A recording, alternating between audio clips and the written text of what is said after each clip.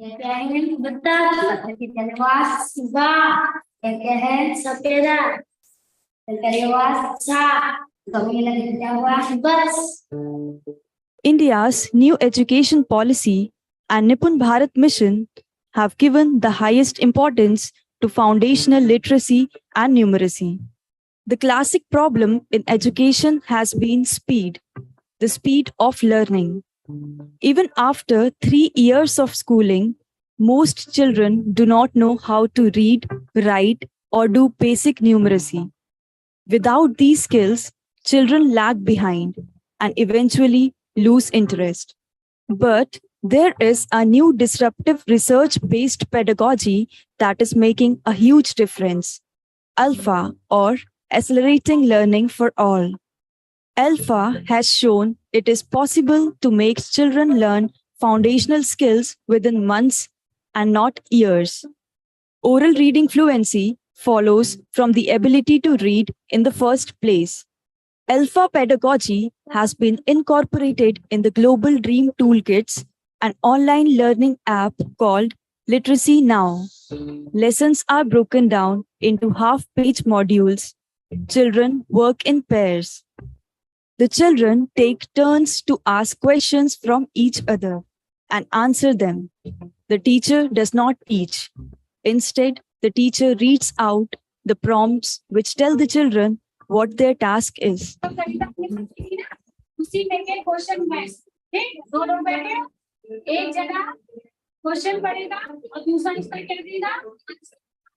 The results from this process-led transformation is that learning explodes. It is also a joyful learning process. Global Dream Toolkits are now available in 15 Indian languages. They can easily be replicated in other languages. ALfA has begun to be implemented in many states and districts of India. We are now working in 2 of the 10 low-performing districts of India as identified by the Ministry of Education. These are Shamli in Uttar Pradesh and Sambalpur in Orissa. The goal is to bring the results in these 2 districts up before the next National Achievement Survey in March 2023. We are taking the challenge up. We have also begun work in Jharkhand and Mizoram, among others. Our target is making the ALfA pedagogy the modus of teaching in the future so that it becomes an integral and systemic part of education by which every child learns.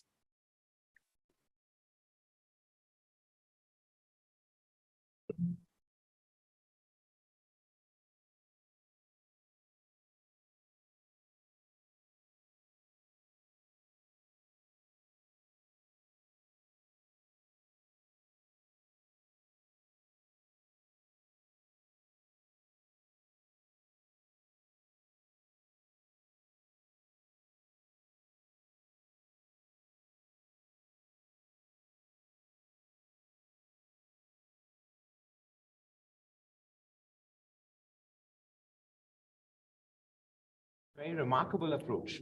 So 1 minute, they can't hear you. okay, we've got some technical difficulties to start off with. What would a training be without technical difficulties? So I'm just asking my tech team to have a look at this and to see my mic, whether it's working or not.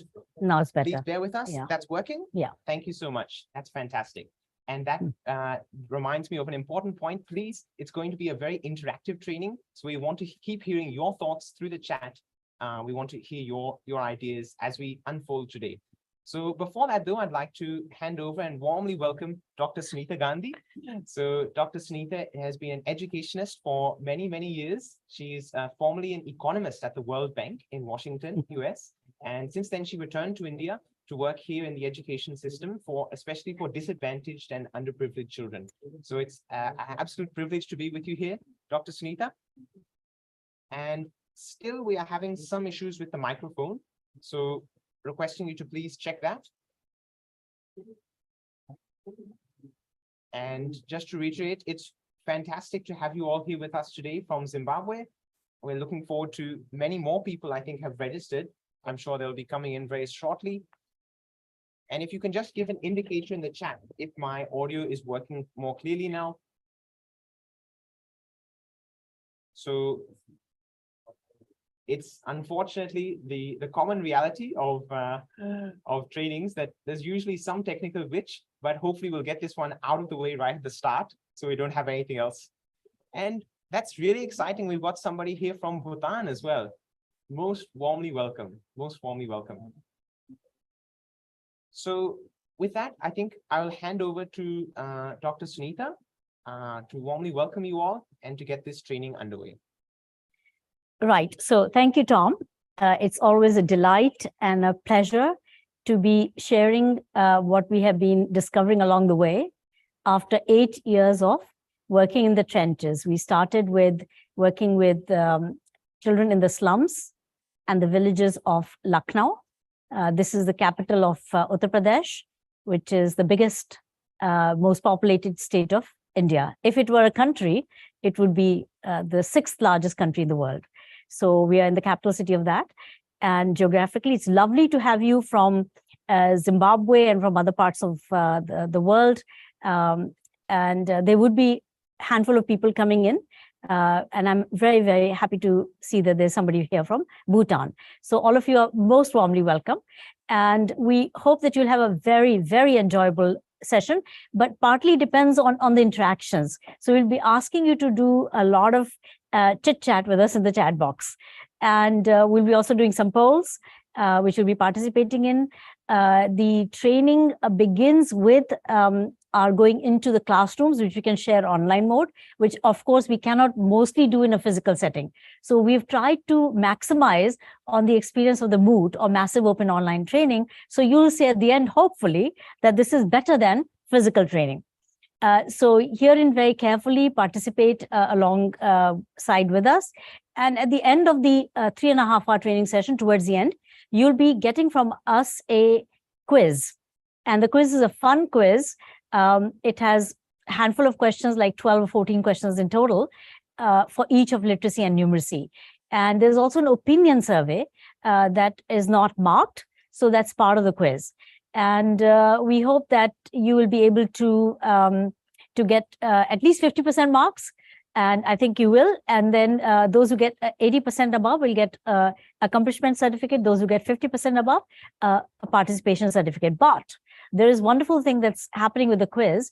It has been supported by Quiz's platform, which is being used worldwide, like 54 million users on it.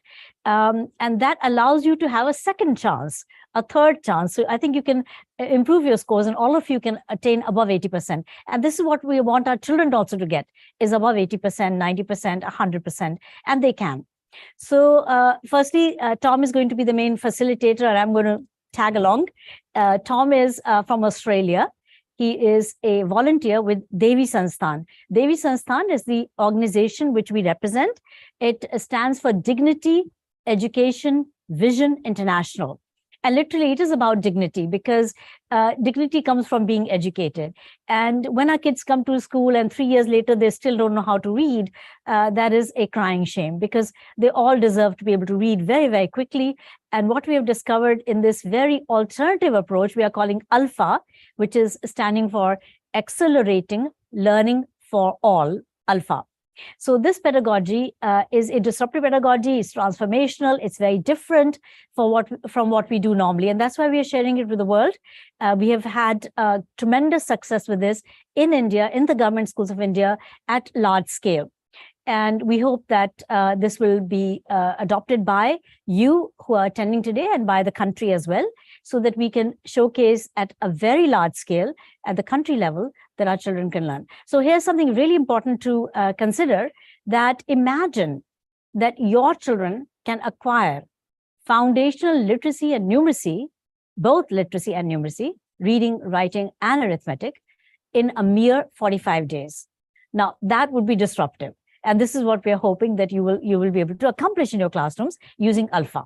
So 45 days of working through our very thin booklets, which are available online. And we'll be offering you that at the end of the training for free, of course. Everything is for free. It's a gift of Devi Sansthan to the world. So you'll be able to access those.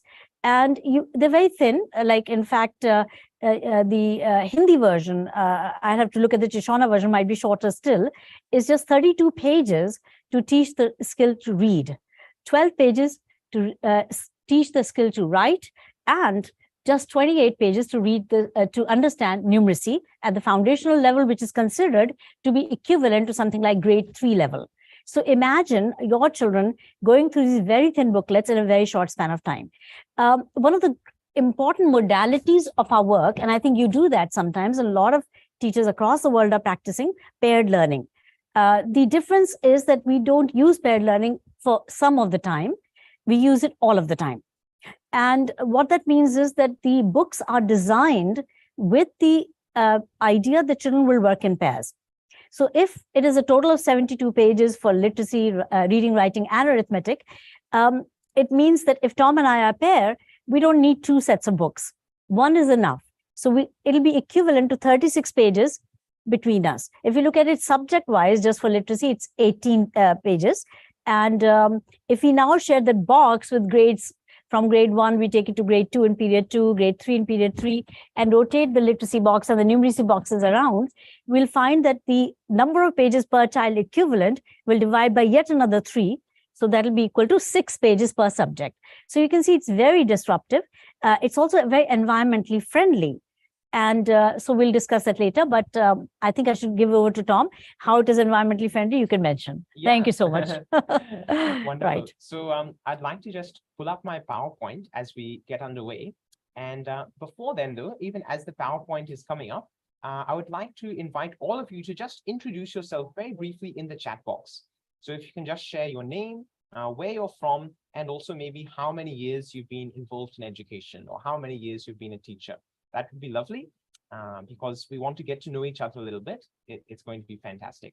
So please share in the chat box your name, where you're from, and how many years you've been involved in education. So we're looking forward to having that come in. And meanwhile, I'll pull my PowerPoint up, please, and we'll start going through that. But please do introduce yourselves in the chat box. That would be nice. So yeah, very warm welcome to all of you. And welcome to this massive open online training. As Sunita mentioned, it's a little bit experimental for us. We ran this the first time a month ago. It was a big success. I hope you'll also really enjoy it today. So let me move forward. Basically, today's session, as Sunita explained, we're focusing on foundational literacy and numeracy, this new approach called accelerating learning for all, which enables us to teach foundational literacy and numeracy in just 45 days. Which is pretty incredible, right? Because normally it takes our kids 1 year, 2 years, 3 years in school, right? And at least here in India, we see very often many kids are in even grade 4 or 5, and they still cannot read and write and do basic numeracy. So this is really a revolutionary approach. It's a disruptive approach. And today, the main focus will be showing you videos from the classroom. That will be the format of today's training. Is we'll be sharing short videos with you. We'll be watching them together. Then we'll have a brief discussion, and we want to hear your thoughts, your reaction to the videos as well. I'm seeing that many introductions are coming in. I'll just pull up the chat box to have a look and read some out. So thank you so much for introducing yourself. We've got Norbu here from Bhutan. That's wonderful. You're new into teaching. Fantastic. We love both new and old teachers. Esina is from Zimbabwe, 22 years of teaching experience. Very warm welcome to you as well. Netsai from Zimbabwe, 6 years. Angeline, 18 years. Wow, fantastic. So we've got a lot of extremely experienced teachers. Hats off to you guys. Teaching is, I think, the most important profession in the world. So fantastic. 38 years experience. Wow. So we've got, I'm sorry, I won't be able to pronounce all of your names properly, but it's absolutely fantastic to have Patricia. Mapulelo. 9 years of teaching 9 experience. Years. Very warm Yeah. to all of you. Sally, she has 10 years of experience. Patricia, 32 years, based in Harare. Hawa Mazaka has 38 years of experience. That's awesome, awesome. If anybody has not introduced themselves, please feel free to introduce yourselves as we begin. So I think we all know why we are here today. It's to discuss this pressing crisis of foundational literacy and numeracy. Recently, a World Bank report came out which showed that something like 70% of 10-year-olds cannot read, write, and do basic arithmetic in low and middle income countries around the world. So that's pretty shocking, isn't it? Shocking figure to sit with. 70% of 10-year-olds. So, and of course, the COVID crisis has made this much worse. We know here in India, there's been lockdowns for the better part of 2 years. Children have lost their education. I'm not sure exactly in Zimbabwe what the situation has been, but probably around the world, there's been lots of disruptions to the education system. But if we're really realistic about it, even before COVID, there was a huge crisis in the education system. Even before COVID, so many children were unable to learn to read and write. So that's why we're very excited to be here with you today, to share these videos with you, to discuss with you. And so I think let's go on and show our first video for today then, right? We want to share this video with you of classroom implementation of ALfA. So it's about a 6-minute video, right? Please look at it carefully. It's showing kids mainly from grade 1 and grade 2 of a government school here in Uttar Pradesh, which is India's most populous state. It's a rural area, and these are kids from quite a disadvantaged background. These are sorts of kids who they'll often get to grade 5, 6 and not be able to read, write, and do basic arithmetic. And they're doing remarkable things in grade 1 and 2 using this incredible program of accelerating learning for all. So we're going to pull up the video, share it with you. I want please watch it carefully, and we want to hear your thoughts in the chat box afterwards about what you found. So we also have Varshaya from Zimbabwe. We have Raut. We've got, she's had 26 years of experience, and Patience, 7 years of experience. Wonderful. Warmly welcome all of you. Yeah, please continue to introduce yourselves. Please continue to introduce yourself while we play this video. I hope you'll enjoy it, and we look forward to hearing your thoughts in the chat.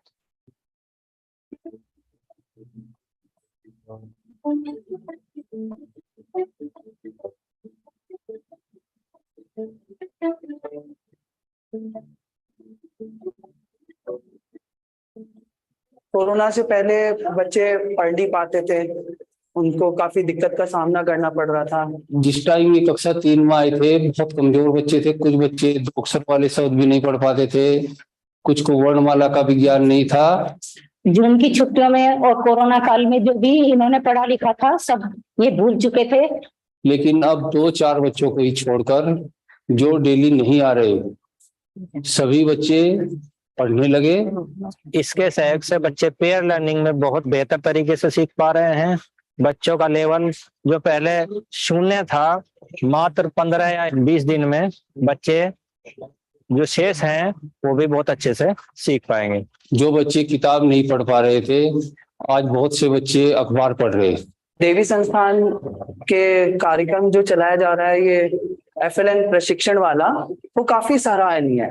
मैं बेहद खुश हूँ कि हाँ, मेरे बच्चे पढ़ पाते हैं, कक्षा 1, कक्षा 2 सभी बच्चे। तो रिजल्ट बहुत ही उत्साहजनक और सकारात्मक है। जैसे कि देखने में आया, अटेंडेंस बच्चों की बढ़ी है।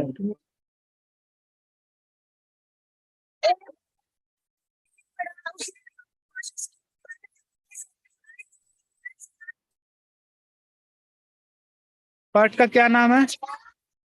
एक दूसरे से प्रश्न पूछोगे?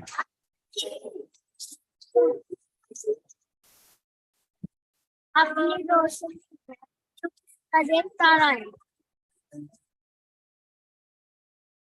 की ओर से व्हाइट हाउस, रक्षा विभाग, पेंटागन और विदेश मंत्रालय ने अलग-अलग बयान जारी कर अपना। चलो बनवाओ संख्या कोई साथी से।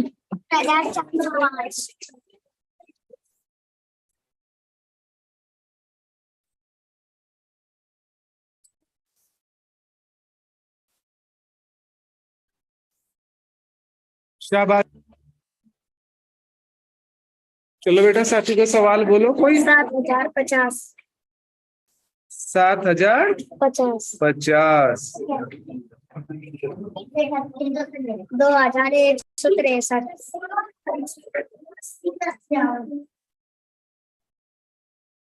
2163 घटाओ इसको।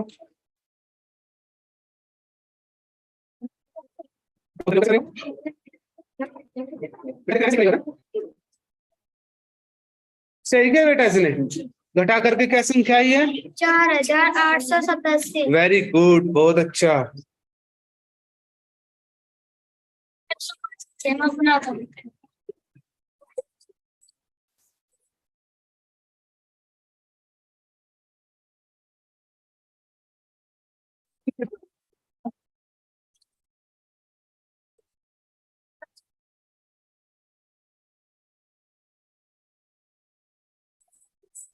Very good. एक लिखो स्कूल और एक बच्चा लिखो जगतपुर। बेटा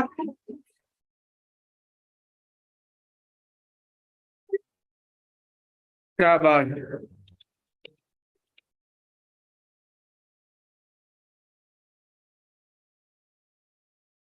घड़ी में टाइम बनाना आ गया बेटा? घड़ी में टाइम देख के बता दोगे अब? 5:45 बनाओ।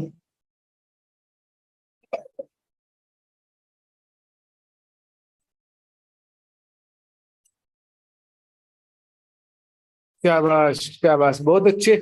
10:05। सही बनाया बेटा इसने? सही बनाया, शाबाश। चलो सामान खरीदो दुकान से। 10 के बेटी बम, 10 के आलू बम, 5 के दे दो। कितने हुए? 125 भी। ठीक है, चलो बेटा इनसे कोई आकृति बनवाओ। आयताकार।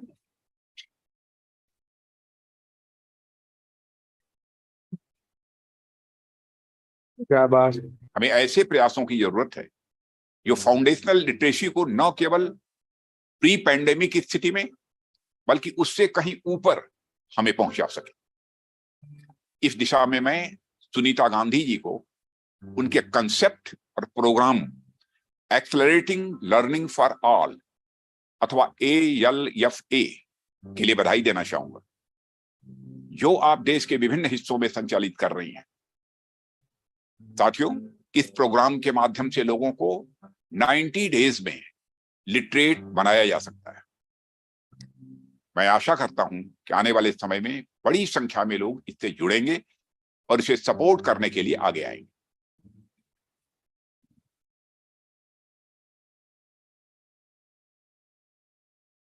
किताब बहुत अच्छी लगी। मैं इसको पढ़ के आगे बढ़ना चाहती हूँ, इसलिए क्योंकि इसमें अच्छे अच्छे पाठ है। गणित में तो हमें पता ही नहीं लगा कि कब पढ़ाई होगा। बहुत अच्छी पढ़ाई है और खेल है। इस किताब को पढ़े और जल्दी आगे बढ़े। तो बच्चों, अभी आपने जो गणित की संख्याएं सीखी, जोड़ना सीखा, ये सारी चीजें आपने सीखे, इसको कहते हैं अल्फा टेक्निक। तो क्या आपको अल्फा टेक्निक से गणित को सीखने में मजा आया?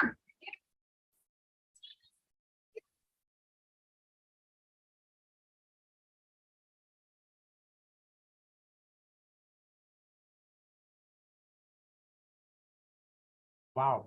Well, that was pretty powerful to see. Those grade 2 children doing 4-digit subtraction problems, doing multiplication and division, and reading with such fluency. That was incredible.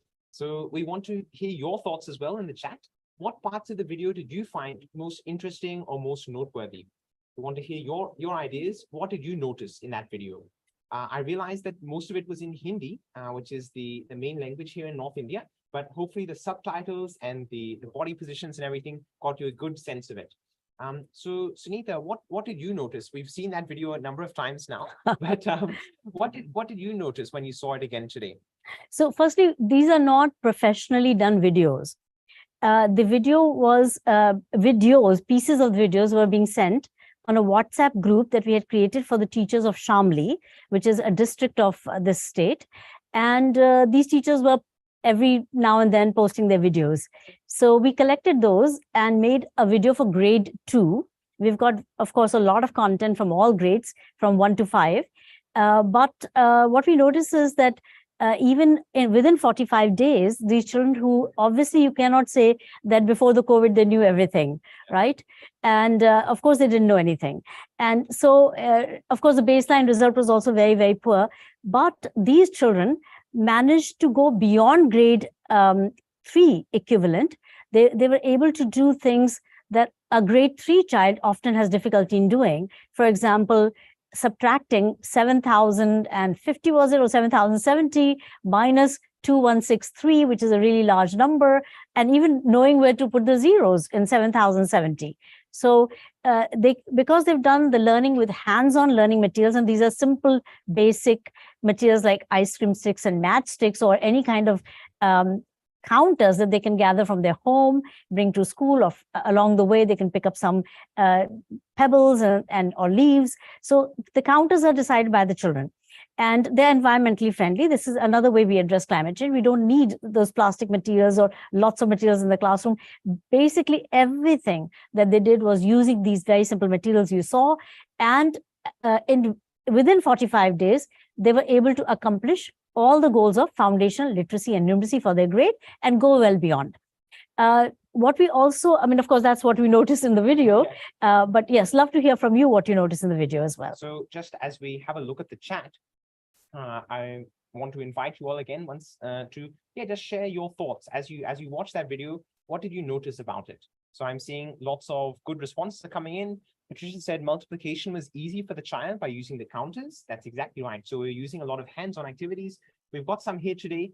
Basically, in this 3-hour training today, we're going to be looking specifically at literacy for the first little while, and then numeracy in the second half. So we'll be doing some of these activities with you as well. And in fact, I would request that when you get the chance, just grab, if you're at home or in school, grab some counters of any type. It could be ice cream sticks and matchsticks, as we saw in the video. The kids were using those. It could be beans, it could be buttons, it could be anything. So just grab a couple. We'll need 2 different types of counters, maybe 15 or 20 of each. Yeah. Today we will be using ice cream sticks and matchsticks. And matchsticks, yeah. Absolutely anything. So I see that Makar said the use of block to show time, hands-on approach was very good. Like the videos on reading, different reading materials were put in use, storybooks, newspapers, fantastic. The children won't be bored by using one reading material. Exactly right. And we are also amazed to see these young kids reading newspapers and reading them with interest as well, and with comprehension. Right. Others are also noticing the interactiveness of the learning, the counters. Fantastic, great. By the way, I've had the Zoom link posted in the chat box. We've heard from a couple of people that they're having trouble joining. So if any of your friends are having trouble joining, or if you'd just like to invite any of your friends, please share this link with them and invite them to join, because we're going to have a lot of fun today. The Zoom link is in the chat, right? It says see you tomorrow. It's actually see you today. Okay. Sorry, we made this message yesterday. It's actually see you right now. So 9 a.m. to midday Zimbabwe time. The Zoom link is there. So if you would like to invite 12:30. any of your colleagues, 9 to 12:30. Yeah. If you'd like to invite any of your colleagues, friends, please do.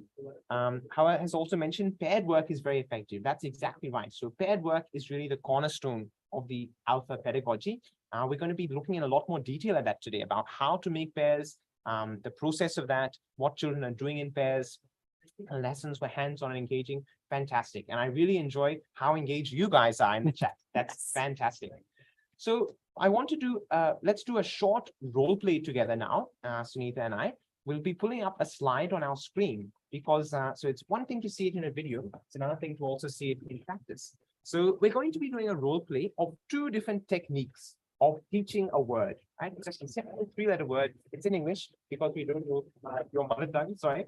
But we'll be doing this role play, and I want to hear your thoughts again in the chat box of which technique did you prefer. We're going to be showing you 2 different techniques, right? And we'll be asking you an audience poll question after that of whether you preferred technique 1 or technique 2, and what differences you notice between those. So I'm just pulling up my slide, please, to show this word.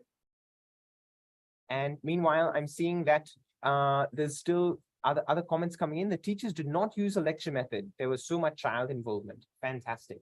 Very hands-on. Yes, absolutely. There's a very child-centered, child-led approach using counters in mathematics. Fantastic. So that's what we'll be seeing now in the role play. So I'll just ask my technical team to pull up the PowerPoint, please. Pulling up the PowerPoint. So we'll be doing this role play. In the first role play, next slide, please. Okay, fantastic. So in the first role play, let's imagine that I'm the teacher and Sunita is my student. Okay, we're going to do the role play. I want to hear your thoughts in the chat, what you thought of this technique. Ready? Yes. Okay. Repeat after me. C for car. C for car. A for apple. A for apple. T for tub. T for tub. C for car. C for car. A for apple. A for apple. T for tub. T for tub. C-A-T. C-A-T. C-A-T. C-A-T. Cat. Cat. A cat means a feline. Oh, a cat means a feline. Okay. C-A-T, cat. C-A-T, cat. Have you understood? Of course, I've memorized. Okay, so that was the first technique, right? We want to hear your thoughts. What did you notice about this technique? And we're gonna, as your comments are coming in, we're also going to show you a second technique, which is quite different from this. So in this role play, imagine that Sunita and I, we're both students, right? We're both students in the classroom. We're sitting in a pair. We're equals. And we're equals. Right. We're helping each other. Right. So let's have a look, right? So hi, Sunita, how are you? Hi, Tom. Really nice to see you today. Okay, great. Absolutely good to be with you as well. So can you tell me what the first picture is on the left? The first picture is car. Excellent, great. And what's the first sound of car? Car. Beautiful. Car. Excellent. And what about the second picture? It's apple. Apple, right. And what's the first sound of apple? Apple. Beautiful. And the final picture? Tub. Tub. And the first sound of tub? T. Tub. Great. So what was the first sound? K. Then the second one? And third? T. Great. Can you say them once again a bit faster? K. T. K. T. Cat. Great. And do you know what a cat is? Yes. Of course. You have a cat. Great. I have a cat. Okay, wonderful. Zoe. So let's hear your thoughts in the chat, right? I'm also going to try out an audience poll feature here, if we can get that working. So I'm going to be asking you an audience poll, whether you prefer technique 1 or technique 2. I'd also like to hear your thoughts in the chat, your expressions of what are the differences you notice between these two techniques. You could probably see that they were quite a contrast between the two. And our next video will be looking at this contrast in more detail, the contrast between the traditional approach and the accelerating learning for all approach. But I'm very interested to hear from you. What are the differences you notice between those two role plays? So I'm having a look at the chat. Okay, Patricia is saying technique 2, the phonetic one, is by far much better. Absolutely, we agree with you, Patricia. So technique 2 is better. Others also, we want to hear your thoughts. What differences did you notice? Why did you prefer that? Technique 2 is the best. Okay, great. Patricia also makes a good point here that it's a phonetic approach. Sunita, can you explain what that means? How is the first approach not phonetic? Okay, so the whole world, practically, and I think you'll notice that in many countries, including India, we are using whole language approach. And the whole language approach is just like we speak, we try to read, and there are a lot of sight words. So children recognize the words and then they can read. The other method, which is proven to be far more effective, is the phonetic approach or phonics approach.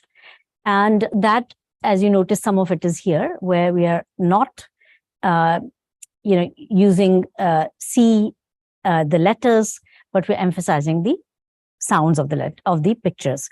Now, here's a third approach. So you've got the whole language approach, you've got the phonics approach, and the third approach is what we are discussing here, is the ALfA approach.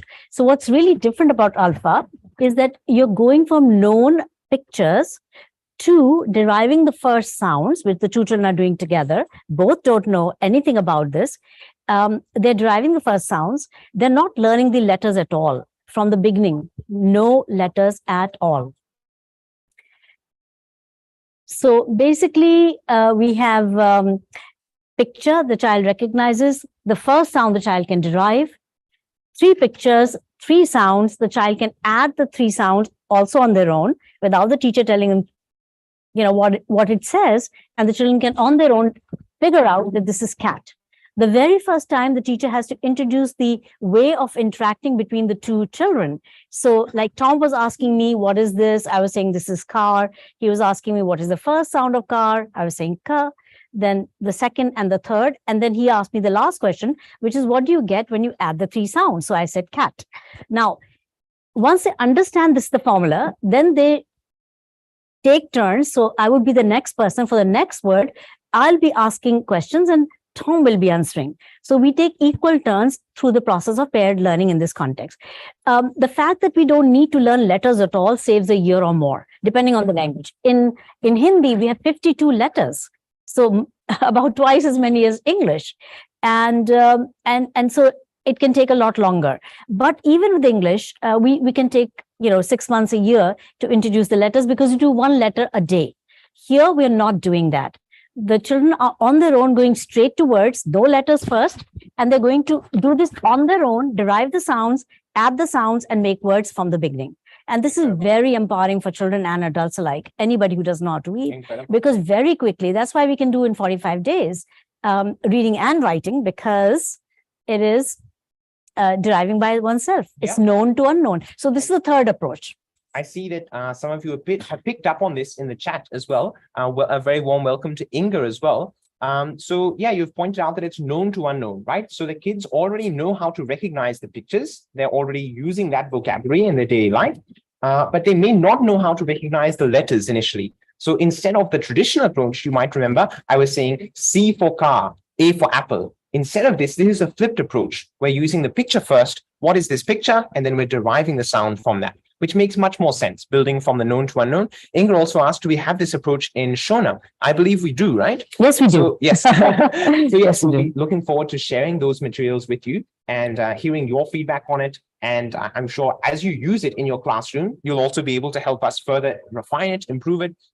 And yeah, I'm sure it will make a big difference for your kids. It has to be a living thing. I mean, basically the approach is the same, but you will help us see if there are better words or better things we can do at the beginning. Absolutely. Beginning is the most important. Yes. In just 5 pages, the children are learning the entire alphabet, all the letters of the alphabet, just 5 pages. That's all. And the most impressive thing, I think, is it's not just that they're learning the alphabet per se, they're actually learning to form words from the start. From the very beginning, they're forming words and they're reading. Motivating. Yes, very motivating. And they're reading 200 words in the first 5 pages. Incredible. Wow. So we'll be showing you the structure of the English books very shortly. But before then, I would like to share one more video with you. Right, we'd like to look at this a bit more of the compare and contrast. So we saw that in the role play, right? Some of the main differences between ALfA and the traditional classroom. And the next video goes in a bit more depth on that, exploring what are the real key differences of the ALfA. So again, please watch the video, and we look forward to hearing your reactions in the comments.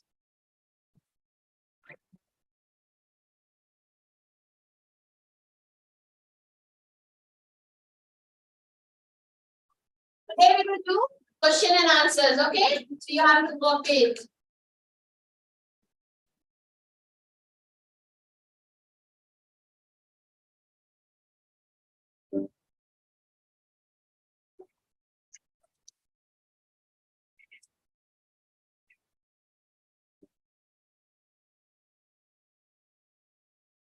This question, what was Tim hitting at the wall?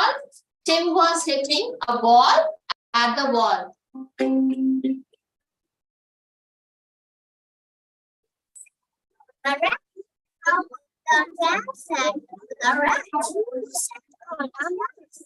dad sat on the mat.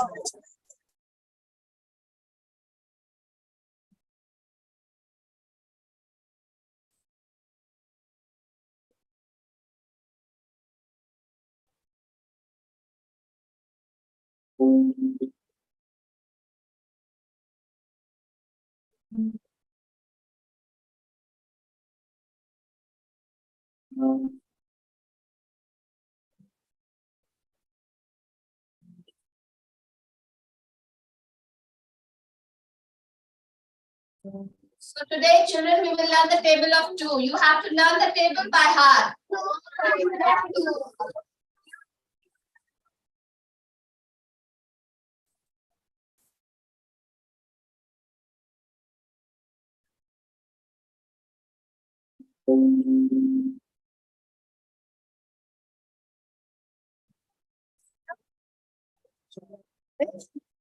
What is the first sound? What is the second picture? Circle. What is the first sound? What is the third picture? What What is the first sound? What word will you get when you add the three sounds together?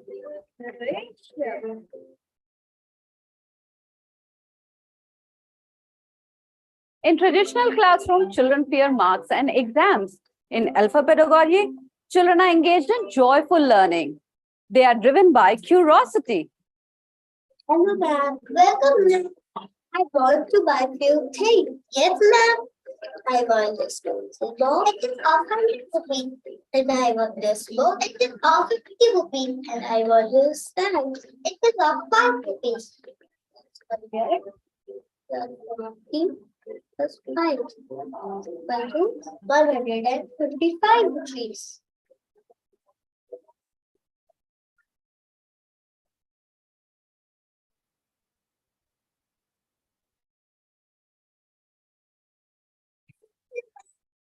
So bye-bye.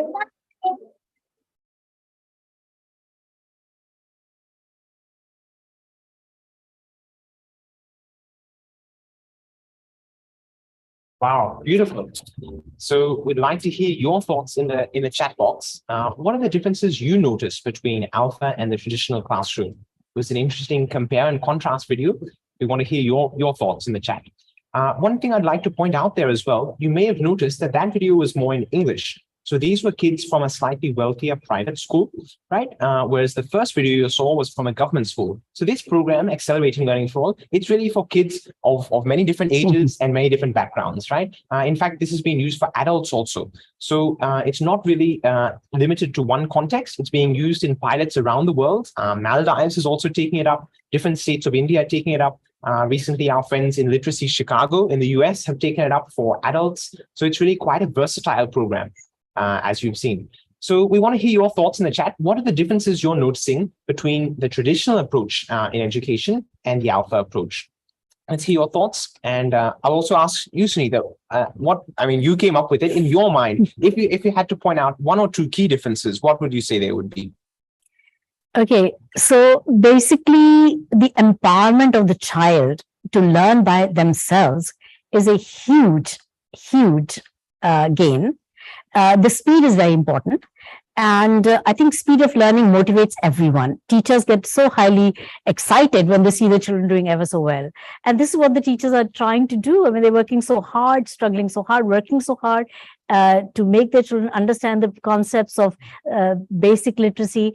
And yet they're finding it so self-defeating because it's not their fault. Is the fault of the system. It's the fault of the process that we use. Process is mostly teacher to the child, the transaction of learning. Here, the entire learning transaction is between two children. Yeah. But to make that happen, we need to have a different kind of material in front of them. Yes. And this is where the ALfA material comes in. And the ALfA modules are very short and they are visual, they are very self-explanatory. At the end of each module, there is a what is called prompts, a strip of instructions for the children, what they are supposed to do in pairs. If they cannot read, the teacher will explain to them what is their task. And once the teacher has explained the task, the teacher can sit back and relax because it's like winding up a toy, right? So now you've got them going. For example, you've taught them how to read the very first word, which is cat. Now the rest of the words, which are 15, that's all, the children will read on their own without your interfering or worrying about how my children are doing. You can just sit back and relax. And they will self-correct themselves. You know, that's another thing. Why are we so eager to get them to correct right now and today?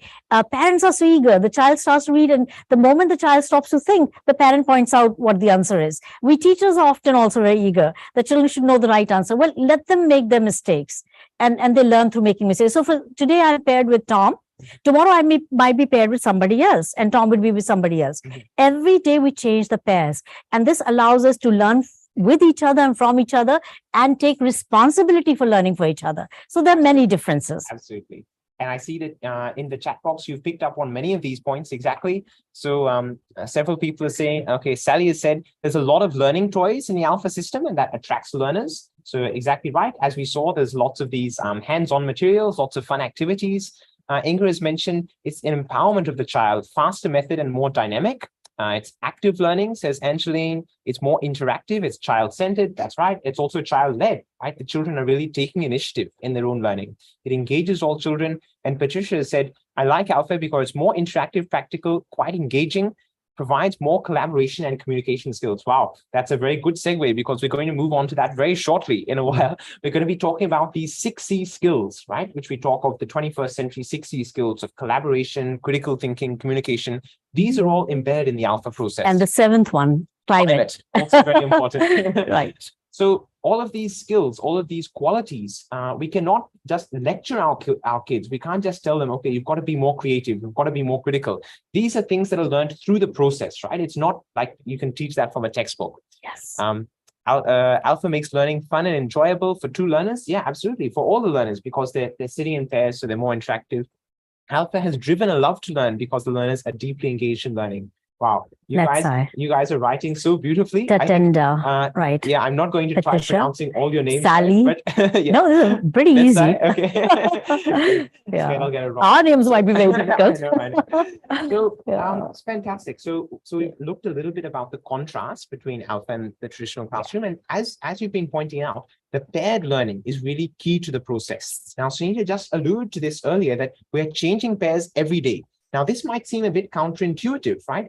Isn't that too much work? Why are we mixing it up every day? But in our next video, we're going to show you a bit more about this process of paired learning, how to make pairs, why to make pairs every day, why to make random pairs. That's another very important of the aspect. ALfA process, is that we're actually making random pairs. Yes. So let's watch the next video. But before that, may I say this? Yes. Very important that, supposing I'm a special needs child, I'm considered, and it's a really terrible term to use, slow learner. We can say that not ready today, not yet. We can all be not yet in so many ways, whichever end of the class we are at today. And so that language that we use has to be very different. And I think all of you are probably doing that anyway. And consciously, we don't want to make distinctions. And supposing I happen to be a special needs child, I think it's so lovely for me that the entire class gets to work with me, one after the other. And it's also a privilege for Tom to work with me because he learns patience, he learns empathy, he learns kindness.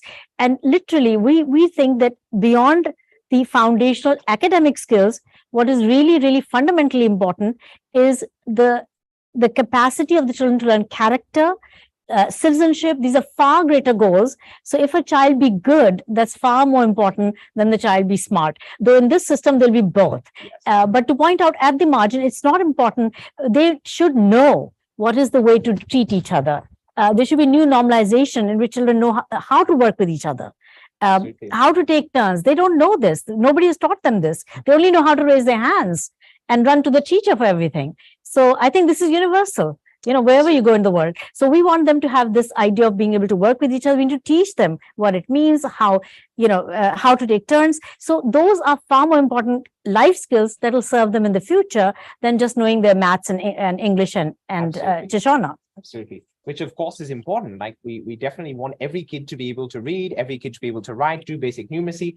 But actually, in the traditional education system, these things are played off against each other, right? It's told that, okay, if you're a slow learner and you can't learn to read, then we're not going to bother teaching you higher order things, right? But that's just nonsense, right? Of course, if you don't know how to read, of course, you still need to learn how to collaborate, how to communicate. So ALfA does not trade these things off. ALfA is a process in which children are learning to read, write, and do numeracy. Yes. But through that very process, they're also learning those higher order skills. Right. So it's not an add-on. What Tom is saying is not an add-on, I suppose, right? Exactly. So basically, it is within the system, the process of learning is by transacting learning in pairs, the children are learning these life skills. We're not having to say, oh, this month we're going to do caring, or this month we're going to practice our communication skills, or whatever it might be. Sure, it's embedded in the very process. Embedded in the very process. Absolutely. So it's a natural. So I think it'll make even more sense what we're talking about when you see the next video, right? Which is looking at paired learning, specifically how to make pairs and why we do random pairs. So please watch, and we look forward to hearing your thoughts in the chat afterwards.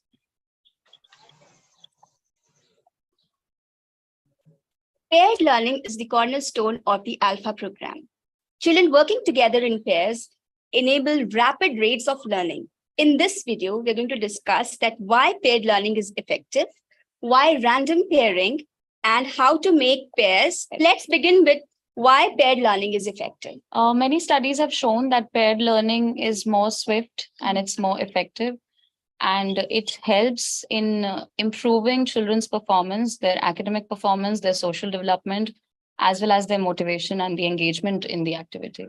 A traditional classroom has the teacher-people ratio of 40:1, which really makes it difficult for the teacher to pay attention on each and every child. But when we talk about random pairing, this ratio becomes 1:1. The child is engaged doing the activities. The times of India, जो smooth tracks are up to half kilometer long to feet, while a ground survey of the tracks reveals the city of the area. Reports looking at the Global Investors Summit in Gradual on Friday, Tata Sons chairman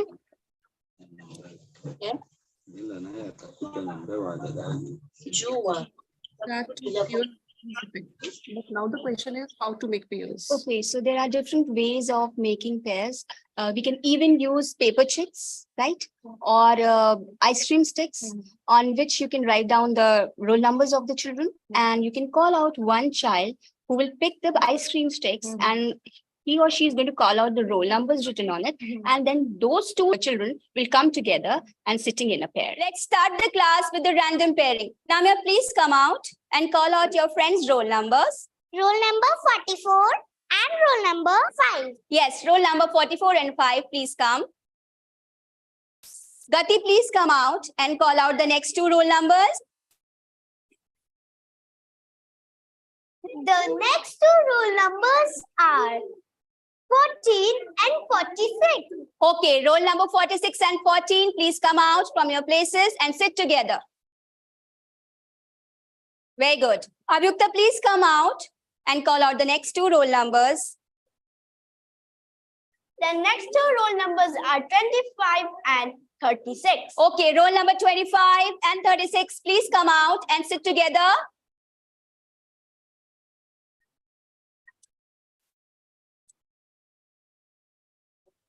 Now the question comes, why random pairs? Random pairs, what I think, that children enjoy the surprise. They understand better when they have a concept explained by their peers, whose thought processes are almost similar to their own thought processes. It also avoids sorting and labeling of children. Labeling and sorting of children, it really disheartens them. Today we are going to read Sun, Moon, Sky and Stars. When we get up in the morning, it is daytime. We always see the sun shining in the sky. Planet has its satellites too. As planets go around the sun, satellites go around their planets. Hey Henry, I don't know the meaning of satellite. Please tell me the meaning of satellite. Yes, let me search from my dictionary. Okay. An artificial object placed on an orbit round a planet. Thank you, Anvi. Hey, Anvi, let's revise chapter Sun, Moon, Sky, and Stars. What are stars? Why do they appear small?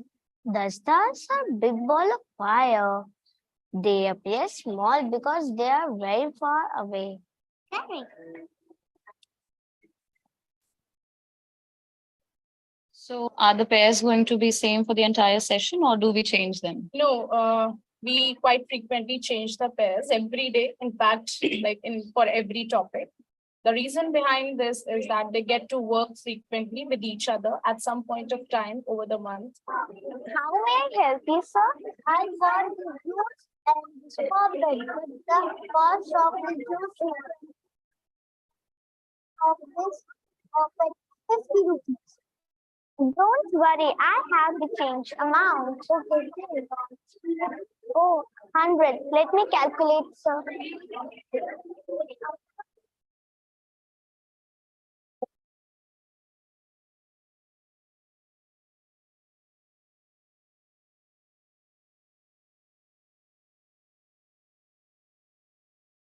The left mouth is hurting. Thank you. What time do you wake up? I wake up at 6 o'clock. When do you go to school? I go to school at 8 o'clock. Which time did you take dinner? Take my dinner at 8:25. When you go to play? I go to play at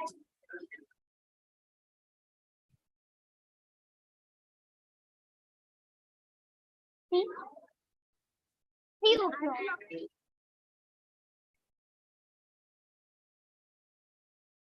Wow, well, that was beautiful to see. We were just having a little chuckle at the child who has his dinner at 8:25. Exactly. Exactly 8:25. How cute. So yeah, we want to hear from you what you noticed in the video, and I'm going to put an audience poll in the chat of do you want to try paired learning in your classroom? Right? Definitely, maybe, or no. We want to hear your response in the audience poll, and also anything else you noticed in the video. Let me ask you first, Sunita, as we're waiting for people to come in their responses. Can you explain why the random pairing? Because this is often something that gets people who are new to ALfA. I was also looking at some other programs the other day, and they don't do random pairing. They do like strategic pairing of a strong with a weak, so-called. So how did you come up with this idea of random pairing? Okay, firstly, remind ourselves that when you say that you want to do paired learning, many teachers are probably already doing paired learning. Right. So you're familiar with the idea of it. That's not a problem. The difference is that are you prepared to do full-time paired learning? Yes. Right? Yes. And all the time being very conscious of the fact that children must be paired randomly. And the good that brings. You know, when we consciously say, and Tom has been always the best student in his class, and he's best around here, by the way. So our Australian youth volunteer, Tom, is very, very smart. He outsmarts all of us. Now, he gets everything right. Now, if he's working only with another smart person and not me, I'm not so smart, let's say, and I wasn't, I didn't do so well in school. I eventually did okay, but you did more than okay in the end. Right. So, but at that time, you don't want to feel as a child you're not good enough. So in my shoes, you would not want to be told you're not good enough. Directly, indirectly, in the report cards, in the language that we sometimes use, sometimes in the non-verbal communication, we sometimes indicate that I'm not good enough. And guess what? I wasn't really. I mean, I got only 46% marks in history in my grade 10. I got overall less than 60% in my grade 10. But when I decided to work hard and actually take it upon myself and not rely upon my parents motivating me or somebody else, I started to flourish. And I made it to Cambridge. I did my doctorate in physics, believe it or not, from Cambridge. So I think any child has huge potential. And in any case, we're not going to compare children because this is what holds back their potential. So consciously, subconsciously, we must not pair children according to any kind of ability sorting. They will sort themselves out. There's no rush. And this is where we need to remind ourselves the process is so fast that you can actually relax and let the children learn those life skills and feel good about themselves. And so they can really do well in their lives. Because the moment I feel inconfident about myself, I think this is the greatest injustice an education system can do to me. Because ultimately, I will not aim for Cambridge. I will not aim for anything else. But if my parents, or in particular the school, because children hear more their teachers, if we can prepare them to think anything is possible, you can do it. Okay, not today, but tomorrow you might be able to do it. Just work a little harder. Go and talk to somebody else who might know it. Go look it up, on the internet, whatever ways, just keep motivating the children and make them believe that they are capable of everything. And I think that's why we do random pairing. Absolutely, absolutely. So you're saying it's all about every child believing in their own capability, and it becomes a self-fulfilling prophecy, doesn't it? You know, if we imply or state that to a child, you're not worth it, you're not going to be able to do it, then that becomes true, right? But if we encourage them, if we say, yes, you can do it, then it becomes a self-fulfilling prophecy. And so that's what paired learning is all about. And random pairing is about kids working with each other, and that is boosting their confidence. It's boosting their level of interactivity as well. So what happens to smart people like you, right? You have to put up with weaker people like us in a classroom. Very frustrating, very frustrating. But they learn patience. Yes. They learn to be kinder to each other. They also learn to slow down a bit. Why rush? I mean, if you're at this point in time doing so much better than, say, me, down the road, I might catch up and do equally well, but it doesn't really matter. You have so many things to learn, you know, so there's no rush and you can learn a lot. It's not so much about competition between students, rather it's about collaboration together. Right. And I see, I'm looking at the poll, fantastic, 21 people have voted so far, and I see we've got 31 participants. So if you haven't voted yet, please do. And it's a big win for definitely. 17 of you said definitely. 4 of you have said maybe. Okay, no worries. I understand. I tried out paired learning in a class here in a government school just over the last couple of weeks, and I know it's not dead easy, right? Definitely, as teachers, we're more used to being in control of the whole classroom. Sometimes 2 kids don't want to sit together in a pair. This was happening in my classroom, that one boy said, I don't want to sit with a girl. I don't sit with girls. But it's important to work through, isn't it? Yes, exactly. So fantastic, great. Most of you are saying definitely, and nobody has said no. Please do be honest. If you're like, no, I don't want any part of it, feel free to be honest there. I'm looking at the chat as well. Patricia is saying pairing is good. I like random pairing. It's a simple and effective method. Students get to work with a variety of classmates and helps prevent cliques from forming. Very good point. So it's very good to mix kids from different backgrounds, different socio. Very important to mix kids, help them form friendships across those divides. Beautiful. Random pairing, I support it. It supports social skills of learners, different capabilities to mix up and share. Absolutely. Sally and Patricia. Thanks, Sally and Patricia. And others, we also want to hear your thoughts in the chat. So fantastic. I think it's time then, as we're moving towards the, we want to move on to numeracy soon. But before then, let's do an activity together, a literacy activity. Because as we've seen in those videos, ALfA is all about kids working in pairs and doing a lot of activities, right? It's not just listening to the teacher, but rather they're doing much themselves. So I'm going to pull up my PowerPoint again and show you a slide. And in this activity, I'd request, okay, actually, yes, we can start with that slide first. Before we go to the activity, a couple of people were asking earlier as to what languages this is available in. So you've seen the videos today that have been in English and Hindi, but in total, it's ALfA, Accelerating Learning for All, is available in about 30 languages. And there's several more in process. You can see those little asterisks, those ones are in process. So it is available there in Shona. I highlighted that in the middle of the screen. I will be sharing that with you. And if it's not available in some other language that you speak and you'd like to help us, that would be absolutely wonderful. It doesn't take that long actually to develop these materials, because we've developed kind of the template, the pro forma, so we can step you through each part of the process. So if you would like to do that, please do get in touch. You can drop us a direct message in the chat if you like, or a public message that hey, I would like to help you get it in this language. That would be absolutely wonderful, because we want these books and this methodology to be available to every child around the world, every child and every adult. So if you have the capability to help us with replicating, please do let us know. Now, let's go on to this activity, which is going to be a lot of fun. So please grab a pen and paper, right? We're all going to do this together. I've given you 7 letters on the screen.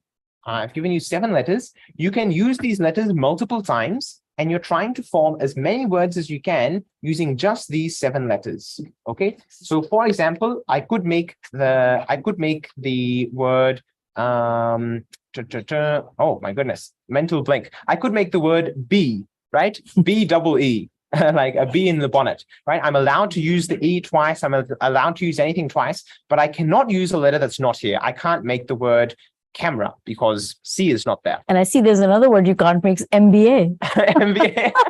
MBA? It's not a word. Not a word. So we're going to do this activity together. Please grab your pen and paper. I'm sure you'll enjoy it as well. I'm going to pull up my stopwatch in 2 minutes. So you've just got 2 minutes. we're going to find as many words as we can using these 7 letters. Ready, steady, let's go. Okay. It's not a competition, by the way. It's not a competition. It's just a fun It's just a activity. fun activity. We're just trying to see how many words we can find. And then later we'll post in the chat box how many words and also our longest word. So ready, steady, let's go.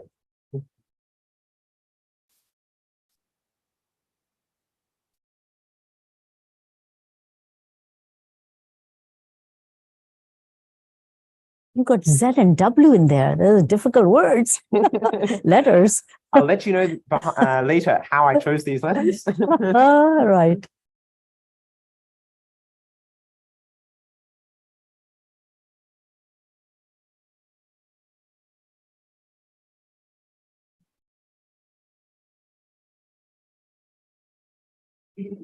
अभी नहीं रुक जाओ अभी रुक please don't post them on the chat box because we'll ask you to post later. Yeah.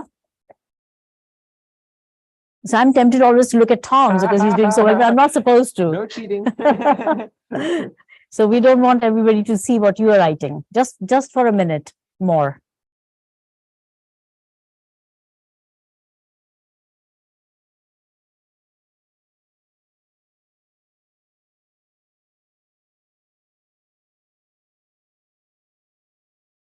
Okay, just 40 seconds to go. So no need to post your words in the chat box just yet.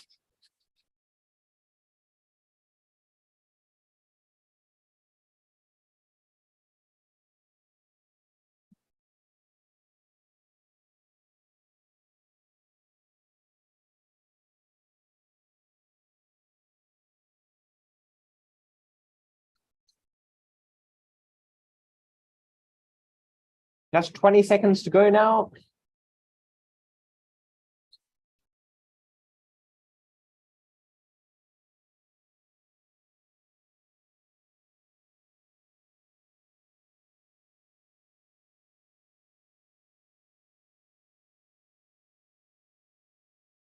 Time's up, everybody. So let's have a look, and you can now post in the chat box, please, what words you found from those 7 letters, and also how many words you found. I see that Konda found, yes, that's correct, Zimbabwe. That was why I chose these 7 letters, Zimbabwe. Great. I see there's wise, okay, with a unconventional spelling of wise. Great. Meb, beam, web, Zambia as well. Oh, I didn't know that. That's great. Beam, nice. Great. Sunita, how many did you get? I only got 8. Okay, well, I think it's a hard set of letters. I got 9 as well, as pretty much the same. And what was your longest word or your most interesting word? Maize, M-A-I-Z-E. Maize, yes, I got that one as well. Oh, okay. I didn't cheat, by the way. No, of course not. And Zimbabwe was the biggest. Zimbabwe, yeah. Nice. Okay, so let me ask your thoughts then in the chat. What do you think are the advantages of using some activity like this if we're teaching writing? So the traditional approach to teaching writing might be, I as a teacher will write on the board, say 10 words or a sentence, and I'll tell you, okay, everybody copy this in your notebooks 10 times or 50 times, right? Depending on my mood. But what do you think are the advantages of using some activity like this instead?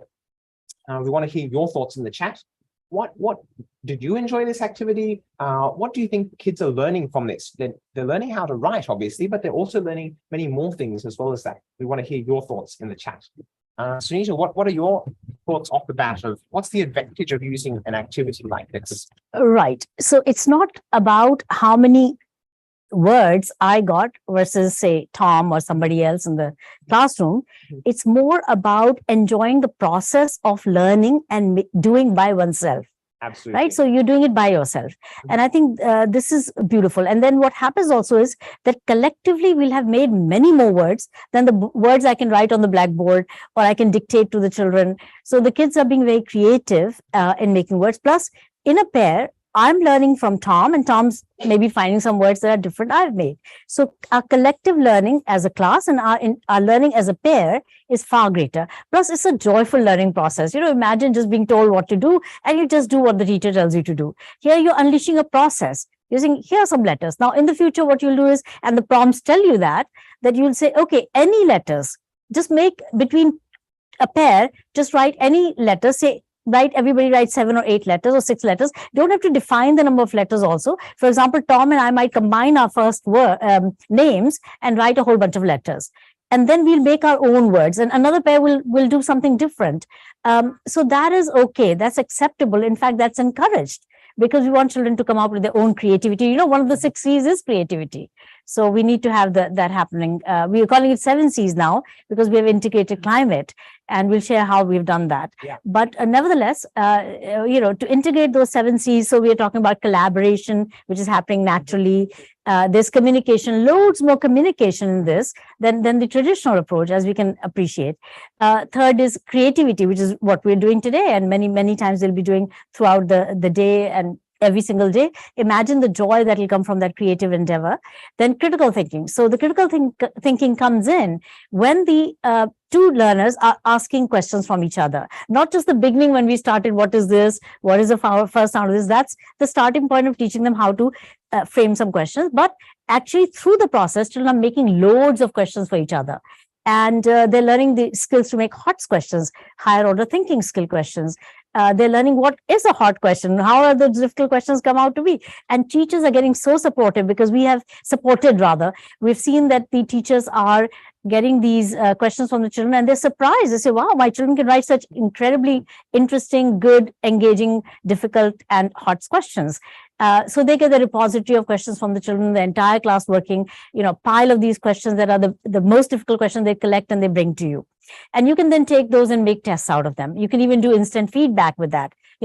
Does my class know and understand what they've just learned, not what I've just taught? So the language also changes a bit, right? So critical thinking, and then there's also character, which is very, very important. Character is not formed by a teacher speaking from the front or majorly doing so. Character is formed when we are interacting.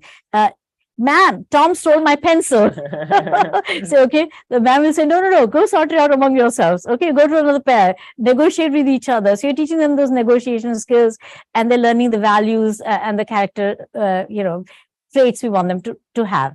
And then, of course, citizenship, which is part of global citizenship. We want every child to learn to work with each other, whatever the differences in whichever form, as Tom said, religious, cultural, economic, academic, whatever the differences are. We don't want them to be conscious. And children are typically not conscious. It's our system that makes them conscious. You two sit there because you two are smart kids. So we make them conscious. Children are totally not conscious. They don't have prejudices of any sort. And they love working with everybody. Then comes the final C, which is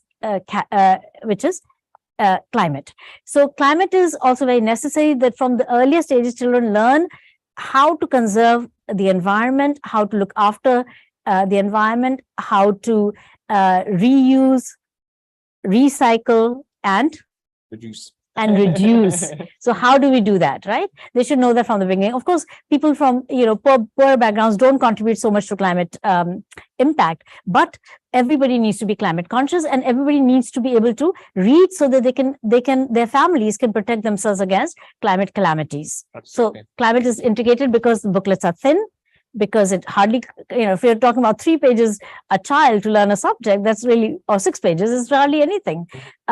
So that is where we cut the losses on the climate and many other things. So thank you. Right. So I see, yeah, fantastic. I see most of you in the chat are responding along similar lines. Patricia said it promotes critical thinking skills, creativity, vocabulary acquisition, retention, engaging, motivating learning. Absolutely, yeah. It develops the child's critical thinking skills. This is Bonita. Critical thinking skills, because there's discovery learning. There's engagement, there's development, it's competitive, right? There's a little bit of a buzz of like, okay, how many words can I make? It encourages collective learning, creativity.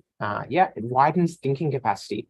Absolutely. So that's as we were discussing earlier, right? It's not just about the literacy and numeracy skills themselves. It's also about developing the softer skills. Angelina. So thanks, Angelina, Mopelo, Patricia, of all course, of you, all Sylvia. Yeah. All thanks all of you. Absolutely, we agree. That's the advantage of doing an activity like this. And the ALfA books, which we're about to show you in the next video, they're full of these activities, right?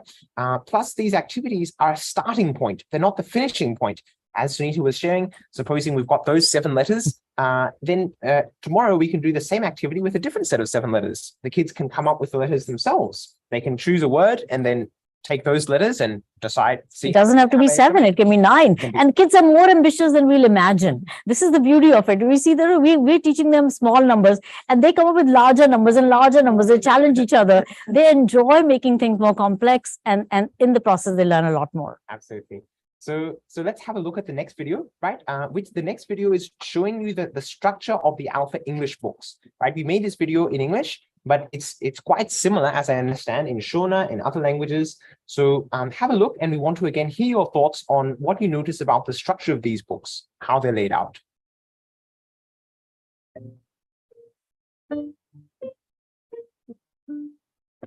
Welcome to the ALfA English Literacy Program, which teaches the foundation of reading and writing in a swift and enjoyable manner. Learning English can feel daunting because it is not phonetic and has funny spelling. But the ALfA books are there to guide your children on the journey.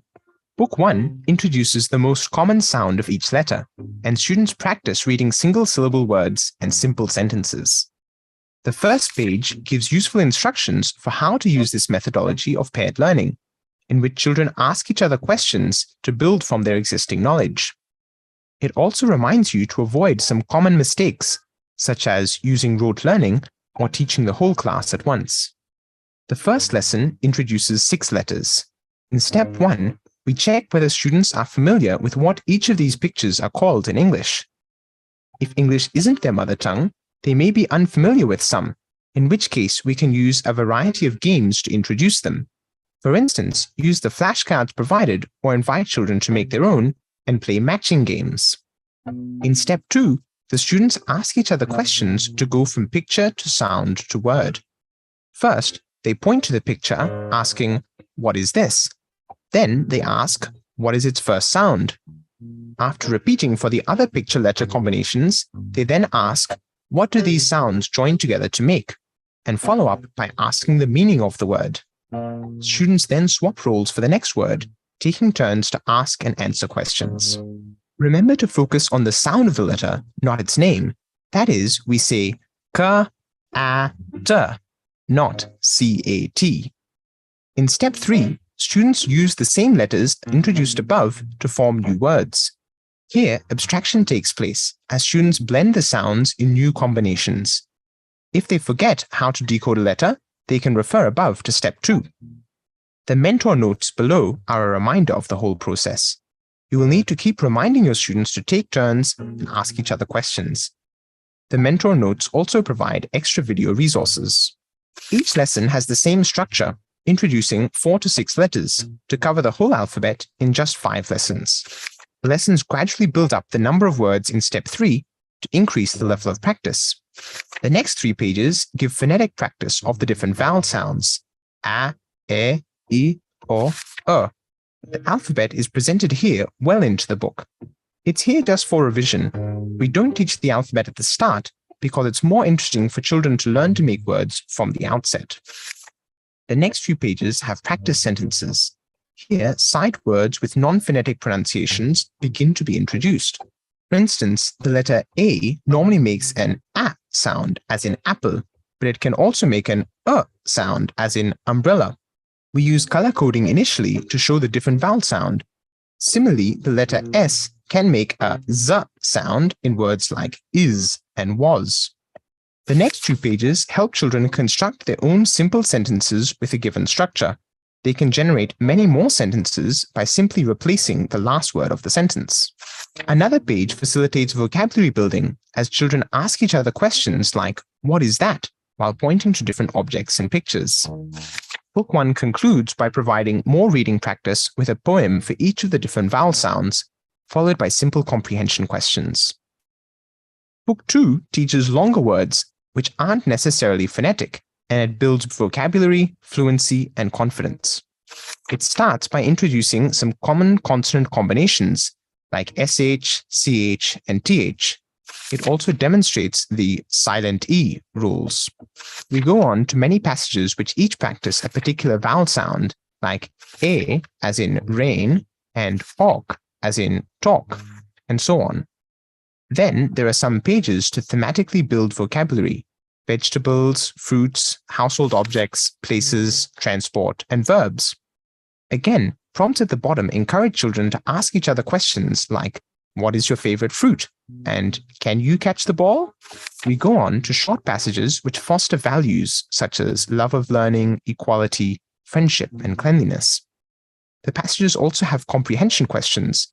Learners can make their own questions to ask each other. Further pages are there to help children introduce themselves and learn manners. Now we build more vocabulary with an animal theme used to introduce prepositions and adjectives in a fun compare and contrast activity. Then there are role-play passages in which children take turns to read their part of the dialogues between Raju, Sona, and their mother. We move on to a foundational understanding of grammar with sentence-making activities. Children choose one word from each of the columns to construct a noun-verb-noun sentence. Book 2 concludes by teaching the order of pen strokes for writing small and capital letters. So you can see that using these 2 thin booklets with plenty of activities, we can teach foundational English literacy swiftly and enjoyably.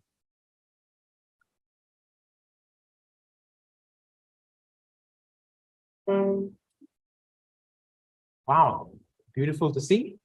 And I would love to hear your thoughts in the chat.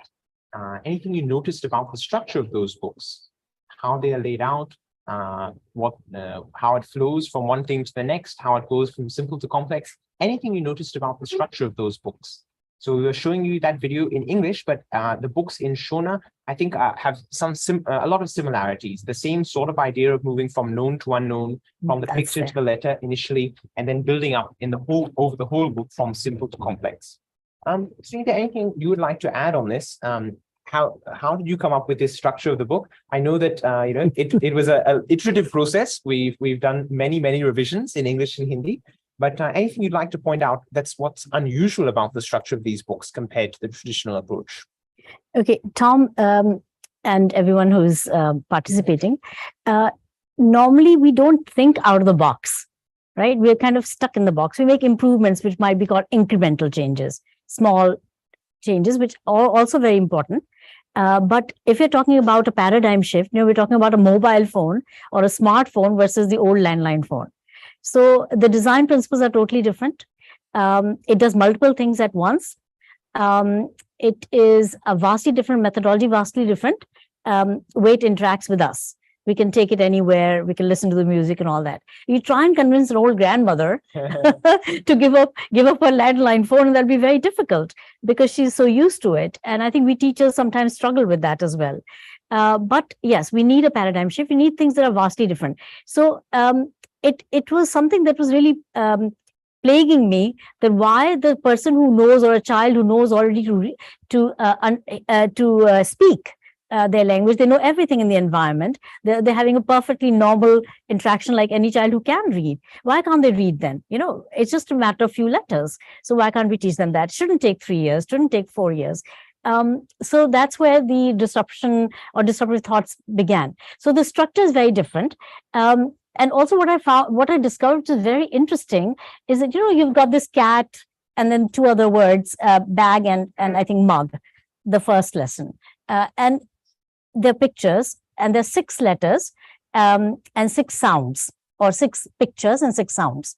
We don't call them letters, and we don't even, need to teach them the letters. That's the great thing about it. You don't say A says A. You don't say B says B.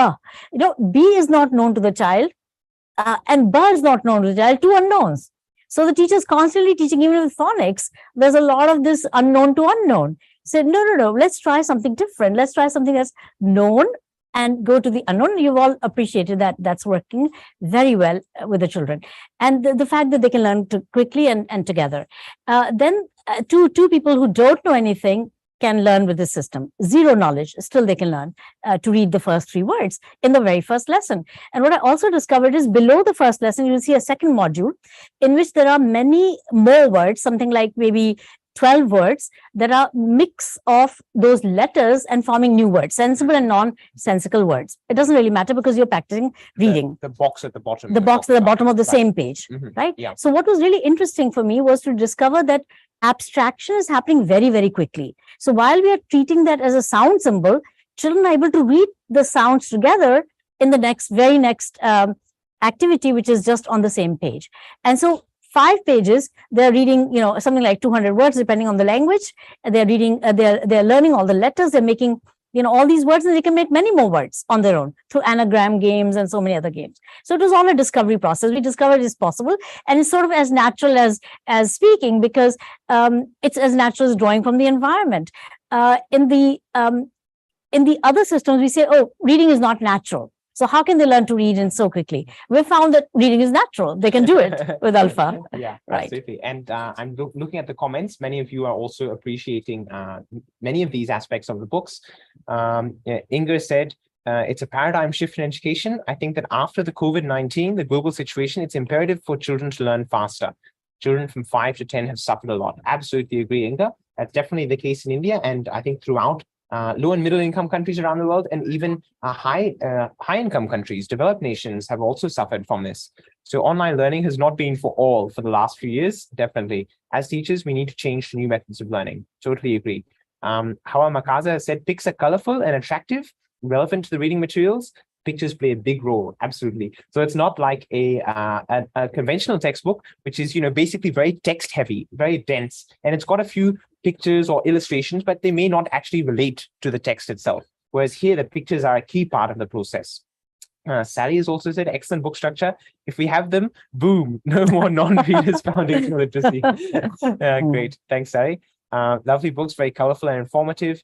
Fantastic. So these books, we're going to be providing you the top that we got, the ebooks. You can use them in your classrooms. There's a variety of formats. So, for example, if you happen to have a smart board or a smart screen in your class, or even a projector, a simple projector, then you can use that. You can project it onto the wall, and the kids, as you would have seen in some of those videos, they'll be working in pairs. They'll be saying, okay, what's that picture? What's its first sound? They'll be working like this.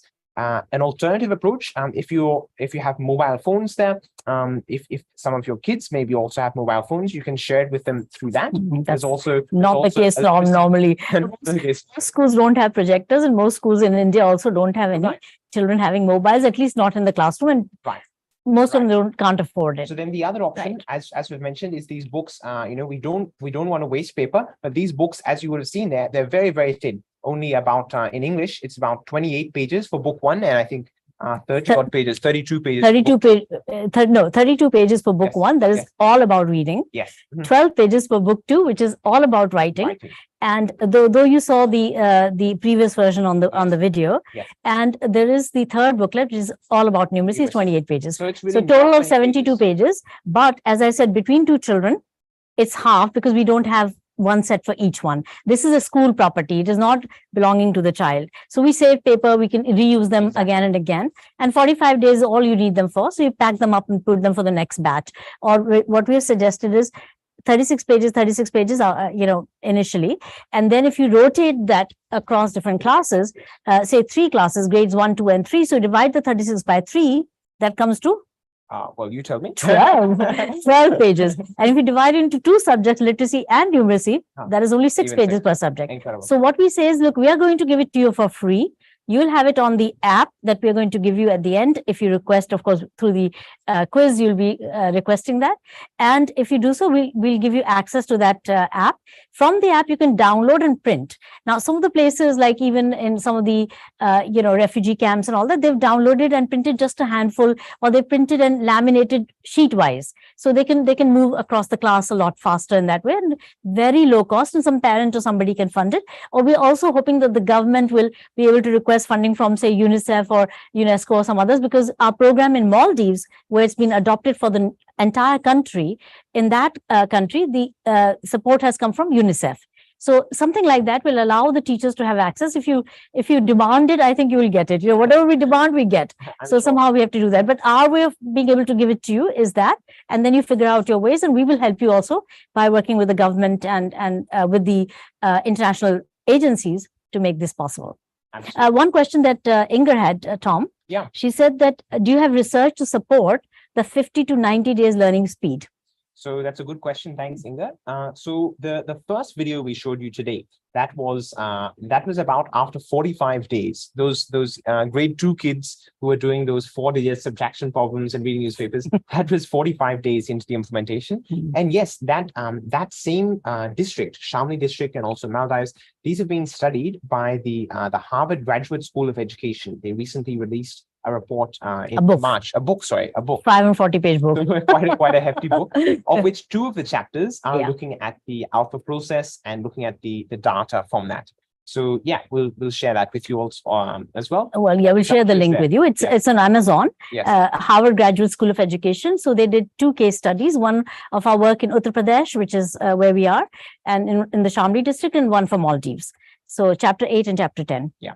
So so it's fantastic. Many of you are appreciating the book. So as Sunita was saying, we'll be sharing these books with you. And then when there's a will, there's a way. Whether you find a way to get projectors or you can fight for projectors. Or whether you find a way to get them printed, I'm sure you'll be able to do it somehow. And you don't have to print so many. You can print just a fraction of them and still manage. So yeah, fantastic. Now, as we've been alluding to a little bit earlier, these books are very much, they're focused on foundational literacy and numeracy, but they're also building the 6 C skills, right? Collaboration, critical thinking, communication. And these, as we understand, these are absolutely crucial skills for the 21st century, right? Our education system is often still stuck in a 19th century model in which students are going to become factory workers, but that's not the case these days. Our students need those skills. So we'll be sharing in the next video, which unpacks a little bit about how ALfA exactly inculcates those skills, right? It doesn't teach them per se. It's not like I'm instructing you about how to become creative. Obviously, that wouldn't work. But how it inculcates, how it develops those. It draws out, brings out. Yes, because often I think our kids actually have those 6 C skills. It's there in them, but it's actually our traditional education system which is suppressing those skills. So in fact, it's very negative because we are emphasizing competition in the traditional system, and that's damaging to majority of the children because only 1 or 2 or 3 can be first, second, and third. The rest are not, and they're always saying, "Well, I'm not good enough." And while we should be saying, "You're very good, you're excellent, you can do anything," and majority of the kids don't feel that, and even those at the top are stressed out. They're just feeling, "Oh, I shouldn't lose my position." So the whole system is crazy, and ALfA fights the entire system in a very simple. Genuine way. Absolutely. So let's have a look at the next video. And again, we want to hear your thoughts in the chat about how you're doing the 6 C skills in your classroom and what you noticed in this video.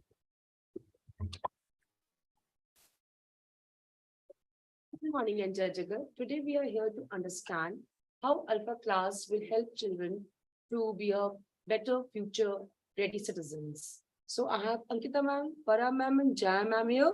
So, Farah, would you like to share views? Actually, in ALfA classes, we emphasize more on building of 6 Cs. Now, what are these 6 Cs? 6 Cs are those skills which helps in the overall holistic development of the child, and hence it prepares the children themselves for future ready citizens. Ma'am, please can you explain what are these 6 Cs? Yes, surely. 6 Cs, as the name suggests itself, it's 6 different skills of learning, like critical thinking, creativity, collaboration, communication, citizenship, and character building. He went, jumped on a box. "This box is too hard," said, "Oh, Tommy." "Oh, this box is too hard," said Tommy. Then Tommy saw another box. "This box is too soft," said Tommy. A good job, Para ma'am. So what did you learn from here? Thank you, Ankita ma'am, for helping me, and thank you for keeping up patience with me. The same word I was not able to read again and again, but you did not lose the patience. So thank you so much. Good job. So we have learned a virtue from this, a value from this. What is that? That is helpfulness. Correct. And be patient. Okay, since Ankita ma'am, you helped me, so I have something for you. I have prepared a badge for you. Oh, wow. And on it, I have written, "Helpful Ankita." Thank you so much. Thank you. So children, did you understand that we have learned a virtue from today's class? That is helpfulness. Now, when you will work with your partners, you are also going to take care of them and help them. Understood? Let's do some reading. Okay. I will read different names of food. So, another. Can I help you again? Yes. Transport are also used to carry goods. Some common use of transport in the kits are. You did a great job. Thank you, Tamu. You are a very helpful boy. I have something for you. This is for you. I made this for you.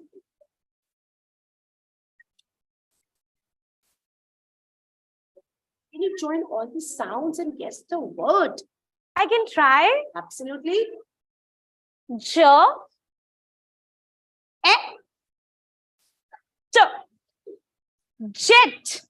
Jet. Absolutely right. Great. I was collaborating with you. We both were working together, right? What is collaboration? Collaboration when we work together for certain thing, for some task, right? Like we did just now? Yes. I was faltering in reading and you helped me. In case if I'm not able to read any word, then you are going to guide me. You're going to help me. That is called collaboration. Okay. So collaboration means working together as a team and helping each other so that if anyone is facing any problem, we can solve the problem of that person. That is collaboration. So children, now you all are going to do in a similar way, right? If your partner is not able to understand anything, so we'll take that as an ownership and we'll guide that partner. So can we do that? Yeah. Okay, let's get started. What is the first picture? This is the one. What is the first sound of the picture? Yeah. No. See again the picture. Yeah. No, it will be work. It is yam or it is van. One. So it will be work. Okay. Today we are going to do an activity where you are going to read a chapter and ask the questions to your partner. In this way, you will be able to enhance your critical thinking. Today we will read EVS Animals chapter, Animals Around Us. Okay. We see different types of animals around us. They are both big and small. They live on land, in water, or on trees. Now your turn. Animals like cat and horse live on land. Animals like dolphin and shark live in water. And animals like monkey and bats live on trees. Now from this page we will ask some questions. Okay, we see different types of animals around us or one type of animal? We always see different types of animals around us.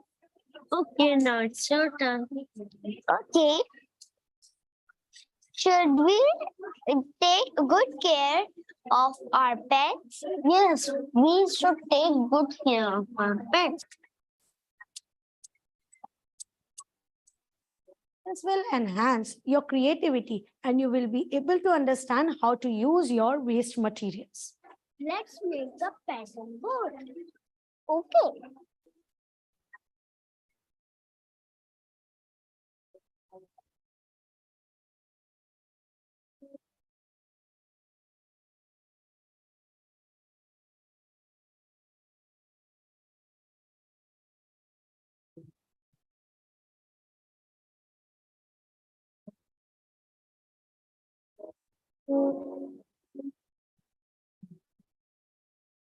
It's right. Well done. What is the connection between 6Cs and alpha classes? Actually, ma'am, I feel if a child is taught through alpha process, he possesses all the skills which are needed for securing jobs in future and make him better citizens. And also, Ankita ma'am, in alpha classes, like they learn to work in pairs. They do random pairing. They take turns to ask questions. So they are responsible for their learning as well as the learning of their partner, right? So it helps them to converse better, they collaborate with each other, and they become more confident and responsible in the class. This is what I felt.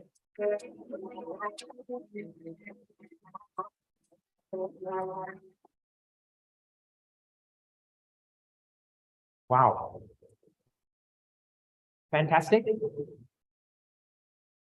Really good to see those kids and how they are developing their creativity, their communication, their critical thinking, and also the 7C climate, which we didn't mention in that video, but that's also really critical. How it's there's no workbooks there. There's very little paper in the books, and they're using their locally available biodegradable or recyclable materials. So we want to hear your thoughts. What did you notice in the video? How do you feel that we can develop the 6C skills in our students, right? Because our feeling, at least, is it's not the sort of thing that you can teach from a textbook, right? It can only be taught through a process, right? Would you like to unpack that a little more, Sunita? Like you were talking about this earlier, of children working in pairs is really crucial to the 6C skills. Can you unpack that? Why is that the case? Yeah, I want to go back to a little bit of the theory before coming to it. Yeah. See, one thing that you've noticed that there are no workbooks. And we don't want workbooks. When we take 72 pages, Inga's question, 72 pages is basically all. Can you imagine that if you're teaching this in grade 1, 2, or 3, doesn't really matter which grade you're teaching it in, you're filling that that gap that was created by the COVID, or the learning that gap that has always existed between children of these grades. They're not learning to read very quickly. So one time you do it, and maybe maximum 2 times you might do it in 2 years, and you're done. So for all these years that they're learning, let's say from kindergarten, grade 1, 2, 3, maybe 4, maybe 5, you only need it once or twice. And that's only 72 pages between 2 children. That's 36 pages per child. So, and then no workbooks. Actually, workbooks constrain learning. Workbooks are like saying, oh, do this. I mean, like giving them instructions what to do. Instead, as you saw with those letters, you could create so many words. Similarly, there are many, many activities by which the children are making many more questions than are there in a workbook. So this is really, really important to also address the climate change. We also have these climate change books, the 7C I'm talking about now. So these climate change books are there. So once the children acquire the skill to read, we give them these role plays. The role plays are on different themes, including climate change. We've got role plays on climate change, which are, you know, animal characters from all over the world, or music from all over the world, many things. The world citizenship is built in. Then social, emotional, mental well-being is built in. All of these concepts are through role plays, very short role plays for little ones when they start reading, and then longer role plays as they get better at it. And then there are these 45 stories of climate change. We've got a total of some 250 role plays plus storybooks. Some are in the making, some have already come out. So that way we inculcate the climate change and reading fluency, because oral reading fluency is another very big goal. Not just that they're reading, but they're reading with fluency, because when they read with fluency, that means they're understanding more also. And of course, one of the goals of literacy is that they read with confidence and with understanding, and then write well as well. So yeah, the 6 Cs are definitely part of the process of learning. And actually what is interesting is that because of the 6 Cs, learning is better. It's not just because of learning, 6 Cs are being introduced, but because we are collaborating, there's more learning. There's something we picked up. There's more creativity, there's more critical thinking, there's more work, there's more written work, which Indian parents love written work. I don't know, in Zimbabwe, in Bhutan, in Norway, where English is coming from, and other countries that are here today. Basically, we, you know, everywhere in the world, the parents like written work. And here you're doing twice or thrice the written work, and joyfully. And the kids are doing so much more. Yes. The class is always active. So interestingly, Inga pointed that out. If I'm having a look at the chat, Inga was asking, how can you write without paper? So you're talking about, yes, we're talking about saving paper. So how are we saving paper? Okay, so like Sunita mentioned, there's not workbooks. So kids can be having scrap papers, right? Paper that's been used on one side. They can use recycled paper. They can use newspaper also. They can write a big initially. Yeah. Plus, I'm not sure if it was in that video or maybe it's in a video coming up, but you also see kids practicing their strokes in the air. In the air. Right? 3, that can also be 4, a fun game, right? It can be a fun game of like, D. I'll draw something in the air and you tell me what it is, right? Yeah. It's So quite... the good thing is, see, the strokes, you know, because they must know, they can write an 8, but they'll write any whichever way. And that's not really knowing Yeah. the formation of the letter A. Yes. So that formation they must know first. Yes. And then many different ways they must use that formation before they come to writing in the notebook. Yeah. Or in the whichever way they're They writing. also use like trays of sand or Yes. flour. Yes, of it's course. another nice tactile experience for the kids to be drawing with their fingers. On the newspaper, there's so many ways, and you all know that. I mean, that's something that teachers know intuitively. Yeah. But yes, the right formation is critical. But once you unleash the process and you focus on neat writing and not using the eraser too much, that's one thing we do. We take all the erasers and we tell the teacher, put the erasers on your table. Right. So if I make a mistake, I have to come to the table and take it. So I try not to make the mistake. I think first before I write.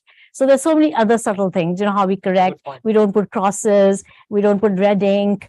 So all these are helping the psychology of the child in a much, much better way. Yeah. I see Bonita has written, the 6 C's are crucial as they're all child-centered.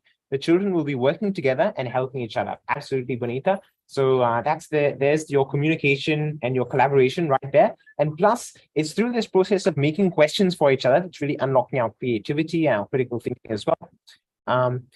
Sylvia said the pictures provide structure and routine, improve understanding, avoid frustration, offer opportunities to interact. Absolutely, yeah. So there's a lot of interaction. Konda missed something. What are the 6 C's? Okay, so maybe you can respond in the chat box. Yeah, Konda. help Konda, please, everyone. This is also what we do, in our classes as well. Yes. Like the teacher, the kid has a question. The teacher is not going to respond. No. They're going to ask, okay, can you ask another child, right? A teacher in ALfA classroom has more or less permanently bad throat. I can't speak. I can't tell. Use your own voices. Please ask each other. Go to another pair. So we look forward to others posting in the chat box what these 6 C's are. Yeah, fantastic. So as we've been discussing today, right, just as a recap of the things we've talked about so far, we've had a look at the differences between ALfA and the traditional approach. We've had a look through the structure of the ALfA books. We've done some activities together. We've also looked at how the paired learning approach works, how to make pairs, why to make pairs. So we've covered a lot of territory. And I see now you're posting in the chat about the 6 C's. Fantastic. Yeah, they're all correct. By the way, just wanted to say that please don't assume that because you are seeing classrooms from a school where children can speak English, that this is the reality of where we are actually working. Majority of the kids, and you saw the video at the beginning, majority of the children we are working with are in government schools, and they don't have these facilities. Many places they don't even have a table to sit on. So how are they doing paired learning? We can show you more videos of that. And but it's suffice it to say it works for all children, regardless of their economic background. Children are children, so they all have the same capacity. They have the same feelings of joy and elation when they work with this process. Very well said. Very well said. It's for everybody and for adults as well, as we've mentioned. So it's been a terrific session so far. I'm just aware that it's been 2 hours. It's been highly interactive and you've all been very engaged, but we have been sitting down for 2 hours. So it's time for a very short 2-minute exercise break, which we're going to be leading a dance session. So I hope we all like to dance. So I'm not sure if you have your video, if you could put your video on maybe. Because we're going to stand up and dance with you. It's always embarrassing to dance in front of an audience. We're dancing with the minions, so it's okay. You can be the minion for now. But if you could also put your videos on, maybe we can see each other. That'll be nice. Because ALfA, as we've seen, it's all about active learning, right? And active learning, as we've seen, it's not just about active in the mind, it's also active in the body. So that's also really crucial. A lot of kinesthetic activities in ALfA, not just hands-on learning, touching, feeling, doing, but lots of activities where they can actually get up and do things. This is $1,000. We'll do that in a minute. So we're going to come to numeracy in just a second, second half of the training, right? We've still got, I think, just over an hour and a half or so. So, but first, let's have this 2-minute exercise break because I think we need this energizer. Sure. Come on up, everybody.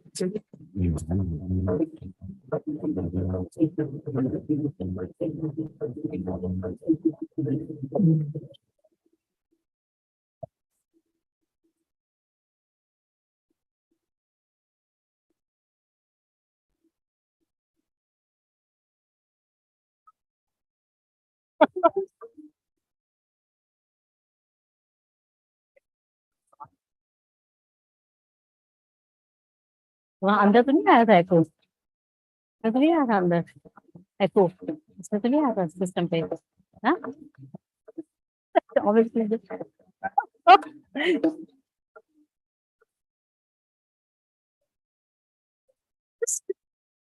silly. Can you not show us, please? We're not the best. Let the minions do it. Let the minions do it. Minions को करने की हम लोग को मत दिखाइए, please. हाँ 2 second के लिए, फिर हम लोग देख नहीं पाते ना क्या कर रहे हैं.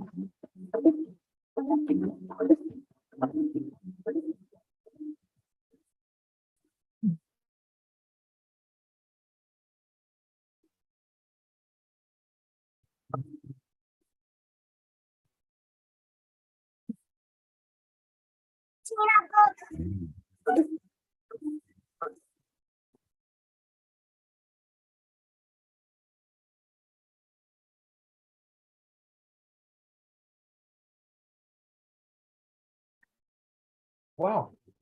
Well, that was fun. I see that there were some issues with the video, but no, I hope you all enjoyed the dance, and I certainly did.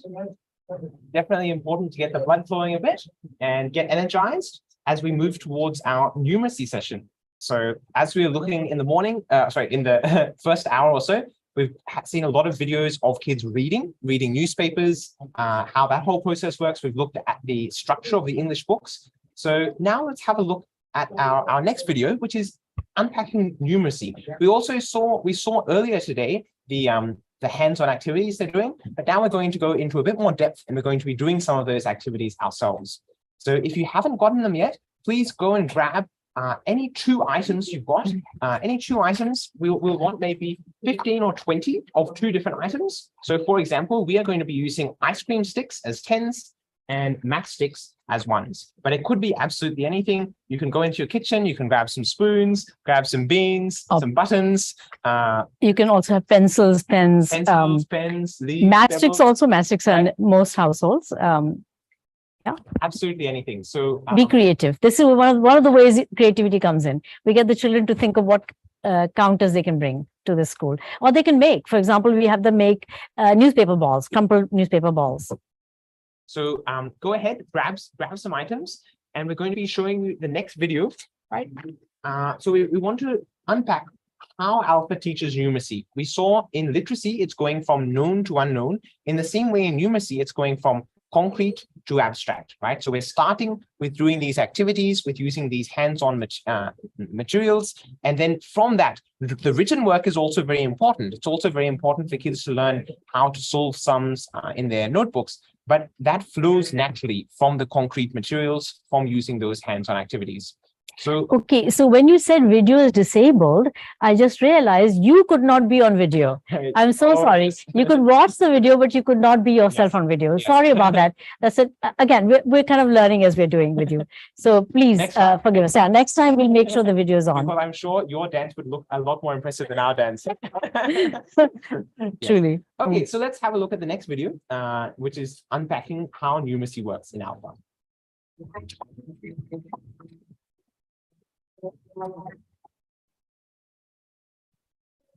अच्छा कर रहा चाय दे दो सबको जल्दी से. We are going to cover module 4. All right. We know about tens and ones, Yeah. but we are going to learn it in a different way. So one snap means 1 once. Okay. Right. And then One one clap. clap means 110. 110. All right. Right. So here we go.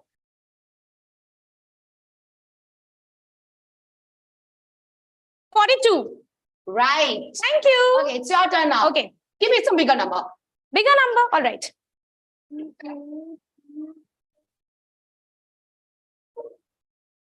61. You're right. High five. Yes. I want my children to try this. Would you like to try this? Yes. So let's get started. Start.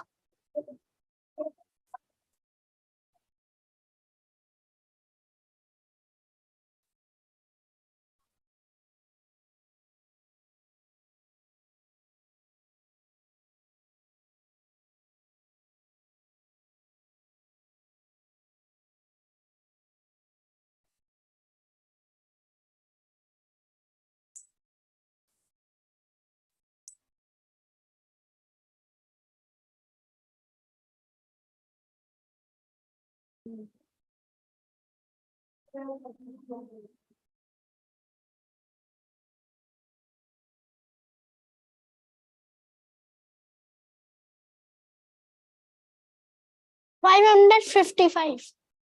Excellent. Let's start one game. Okay. First, you will start. Okay.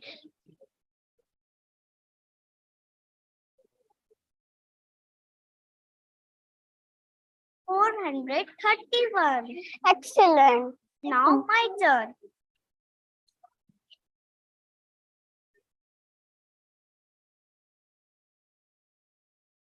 $420. The game name is 100 tens and ones. Can we start? Yes. First, I will tell you how to play. Sketch pen is for hundreds. Okay. Ice cream stick for tens. And the matchstick is for ones. Can you make 154? 154? Yes.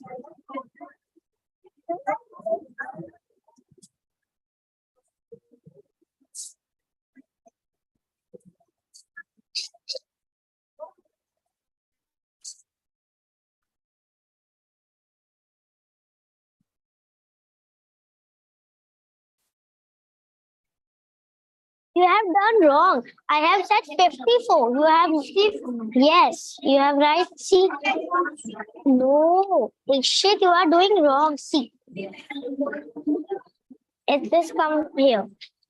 Okay, can you write 154 on the copy? Yes.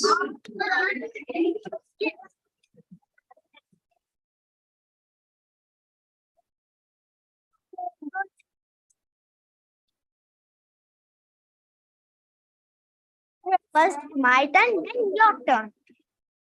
What is position of this question? Column D, row 4. Okay, now your turn. Where is this flower?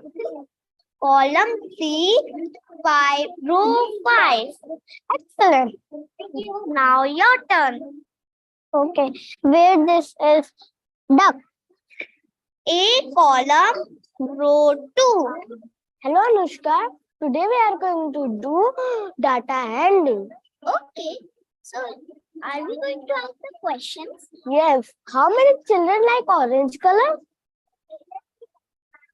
1, 2, 5, 6, 7, 8, 9, 10, 11, 12, 13. Each children like orange color. You are right. Like red color. Let I count. 1, 2, 3, 4, 5, 6, 7, 8, 9, 10. 10 children like red colors. You are right.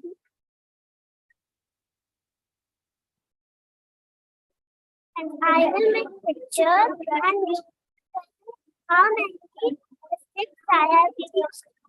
Okay.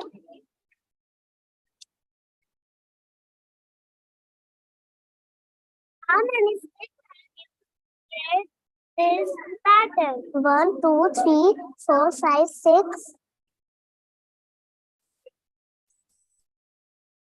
You have used 9 sticks to create this pattern. You are correct. Now you will ask.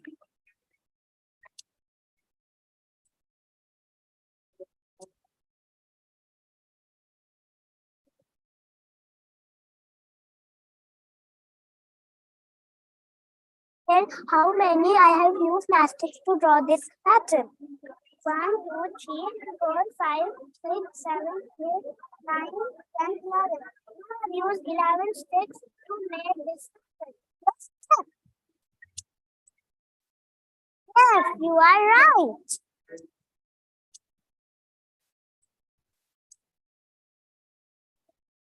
Wow, fantastic.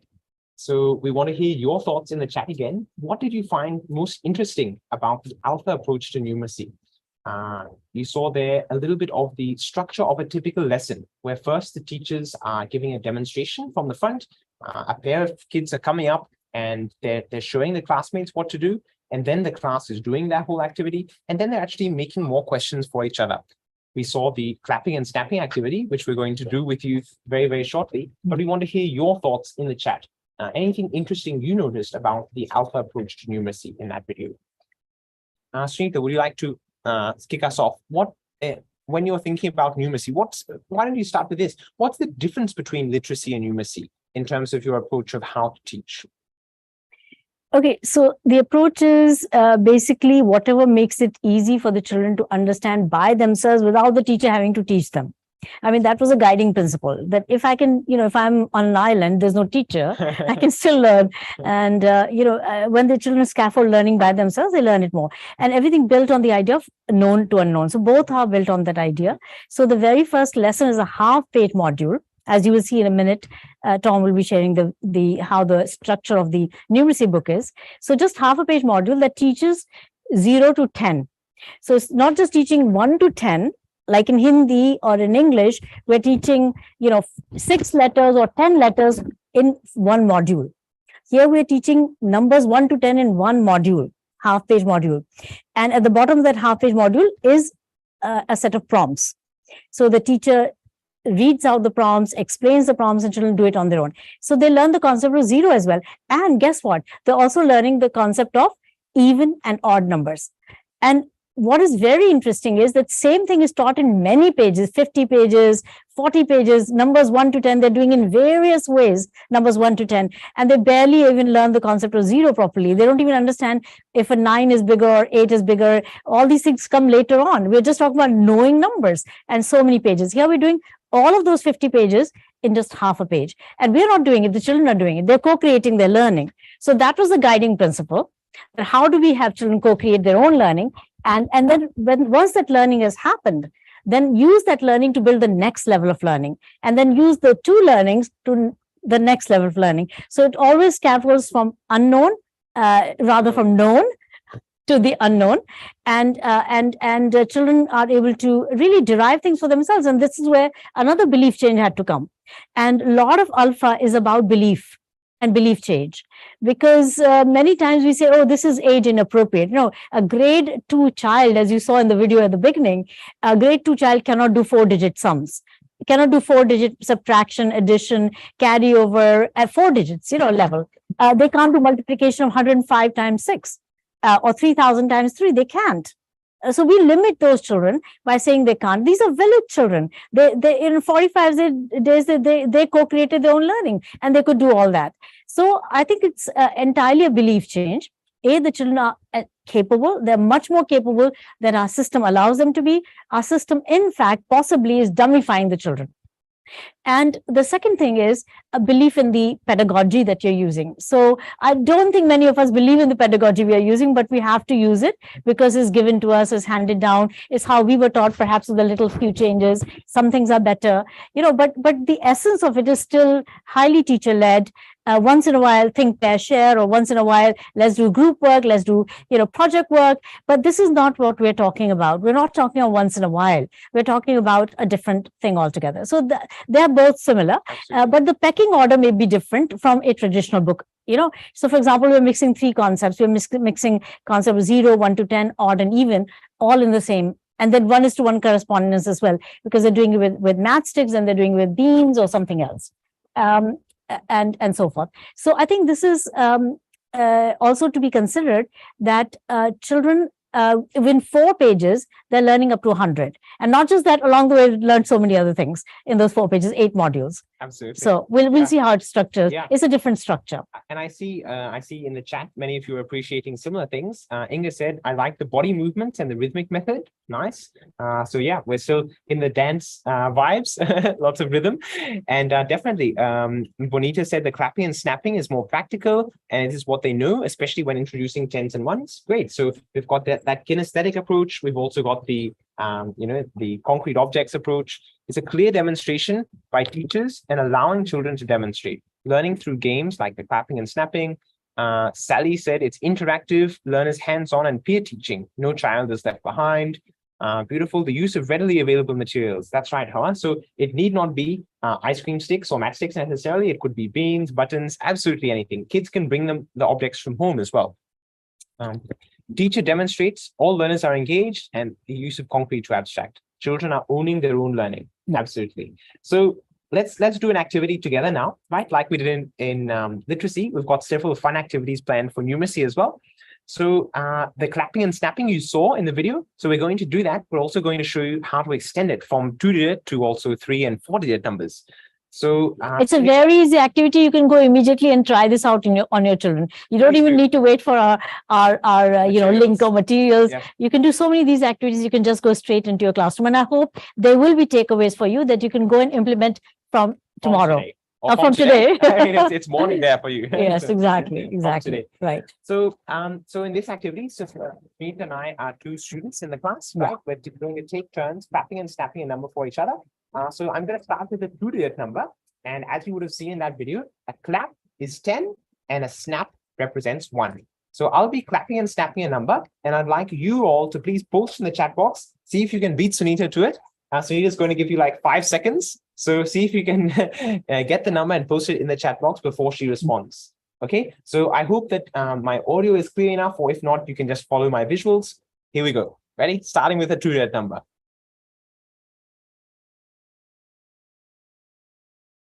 Okay, so before you respond, we want to give a couple of seconds to the people to respond in the chat.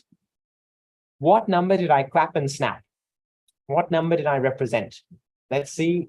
We want to hear your responses in the chat.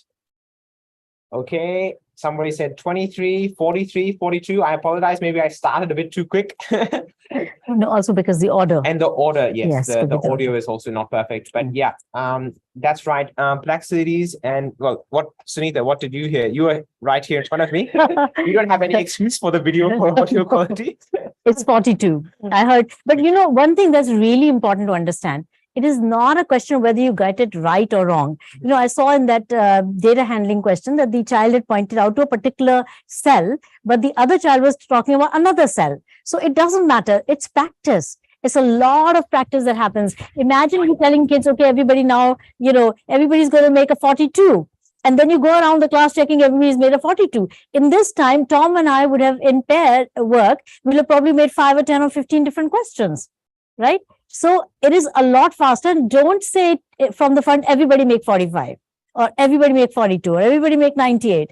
You know, this limits the children. Let them have their own agency to co-create questions of their own, of any size, length, or small or big, in any order they wish. Exactly. Okay, so now it's my turn to make a question for Tom. So it's only, as you were saying there, it's only right at the start of the class that the teacher is at the front or 2 kids are at the front demonstrating. And so that may be the one question or the one number which everybody is doing, right? Everybody's seeing how it's done, everybody's doing. But then after that, they're making many, many more questions for each other. So on that note, now it's Sunita's turn. Sunita, do you want to up the difficulty level to a 3-digit number?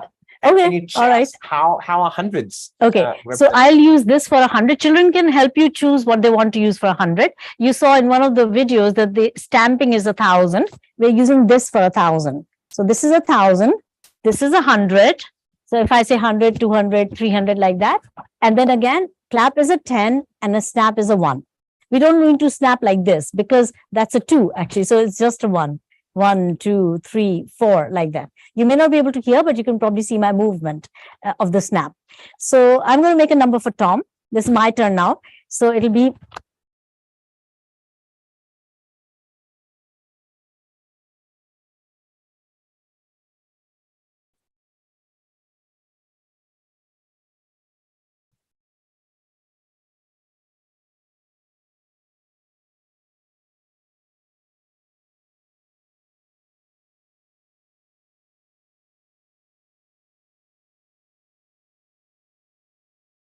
Wow, I asked for a 3-digit number, but you gave me a pretty big 4-digit number. Oh, yes, I did.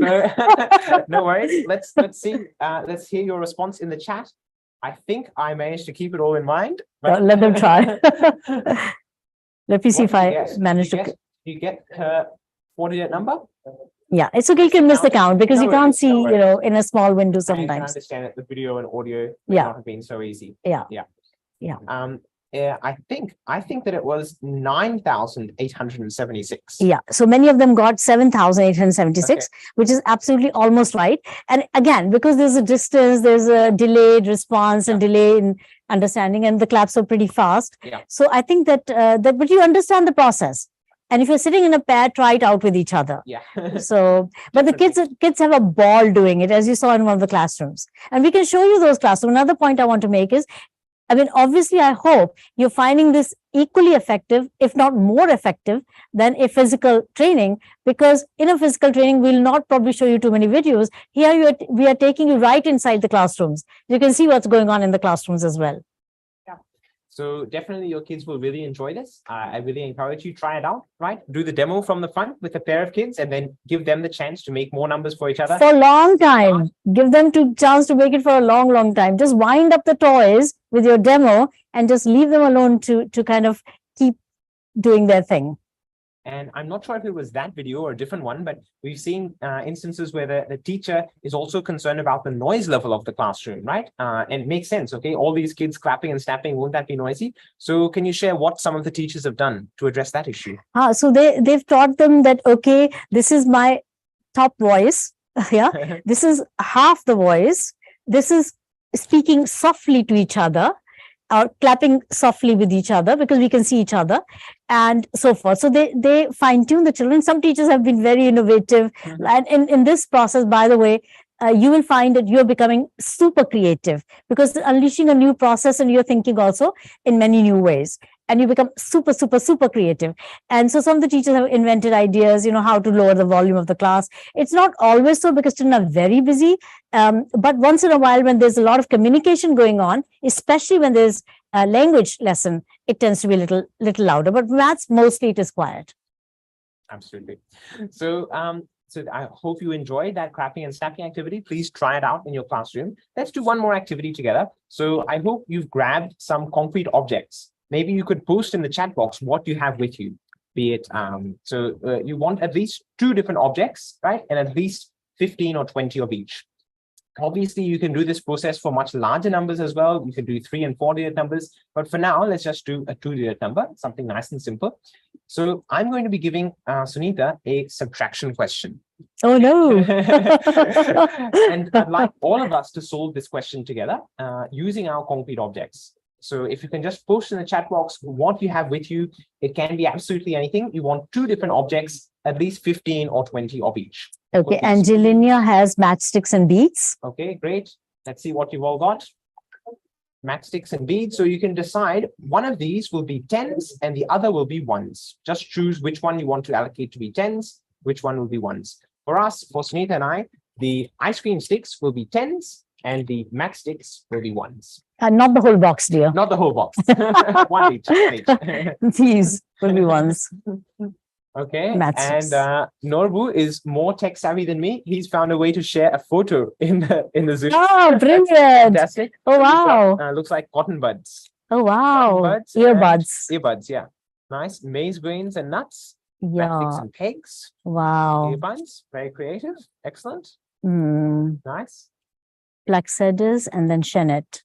And Norbu, Angeline. Wow. Okay. So let's do, since you guys have got such creative Root. materials, let's actually do 2. I'll give you an addition problem, and then later you can give me a subtraction problem. How's that sound? Sounds good. So okay, so here's the question for all of us. So all of you can get this out to represent as well. I'm going to show this big on the screen very soon.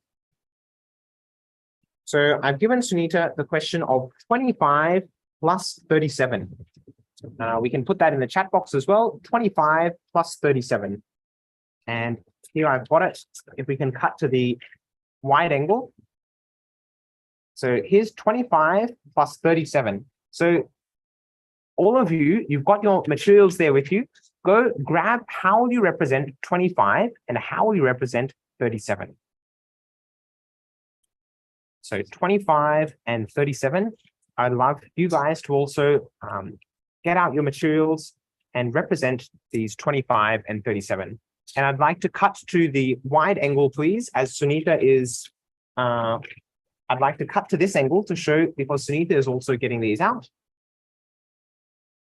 And I hope all of you are also getting them out, wherever you are.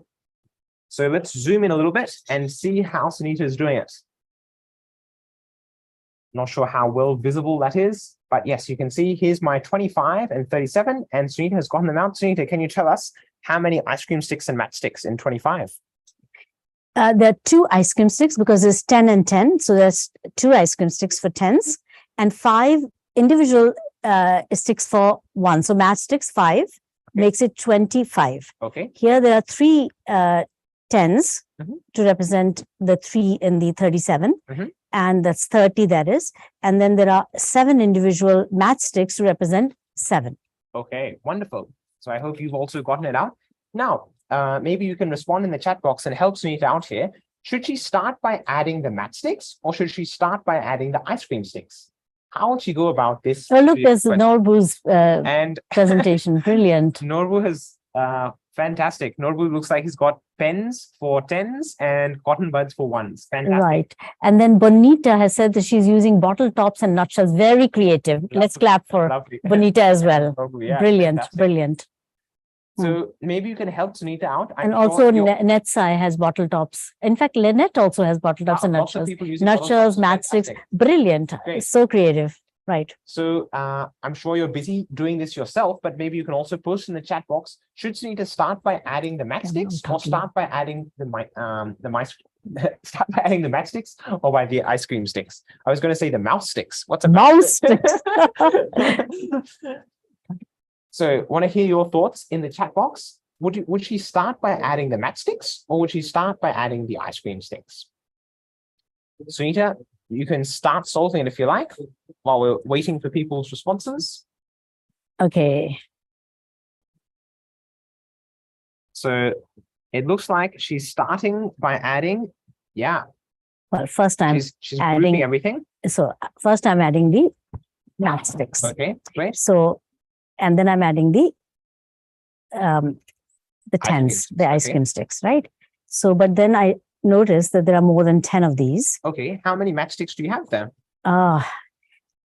1, 2, 3, 4, 5, 6, 7, 8, 9, 10, 11, 12. 12. Okay, so what are you going to do with 12 matchsticks?